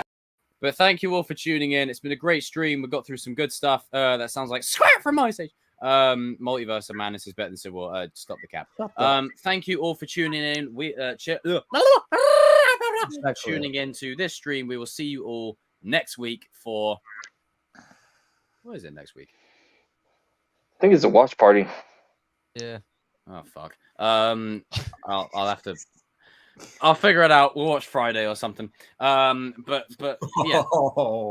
But yeah, we'll see. Thank you all for tuning in. We'll see you soon. Here's some clips from our sponsors. Open wide. I am the captain of this ship. What ship? This guy hit me with a van. It's just good business.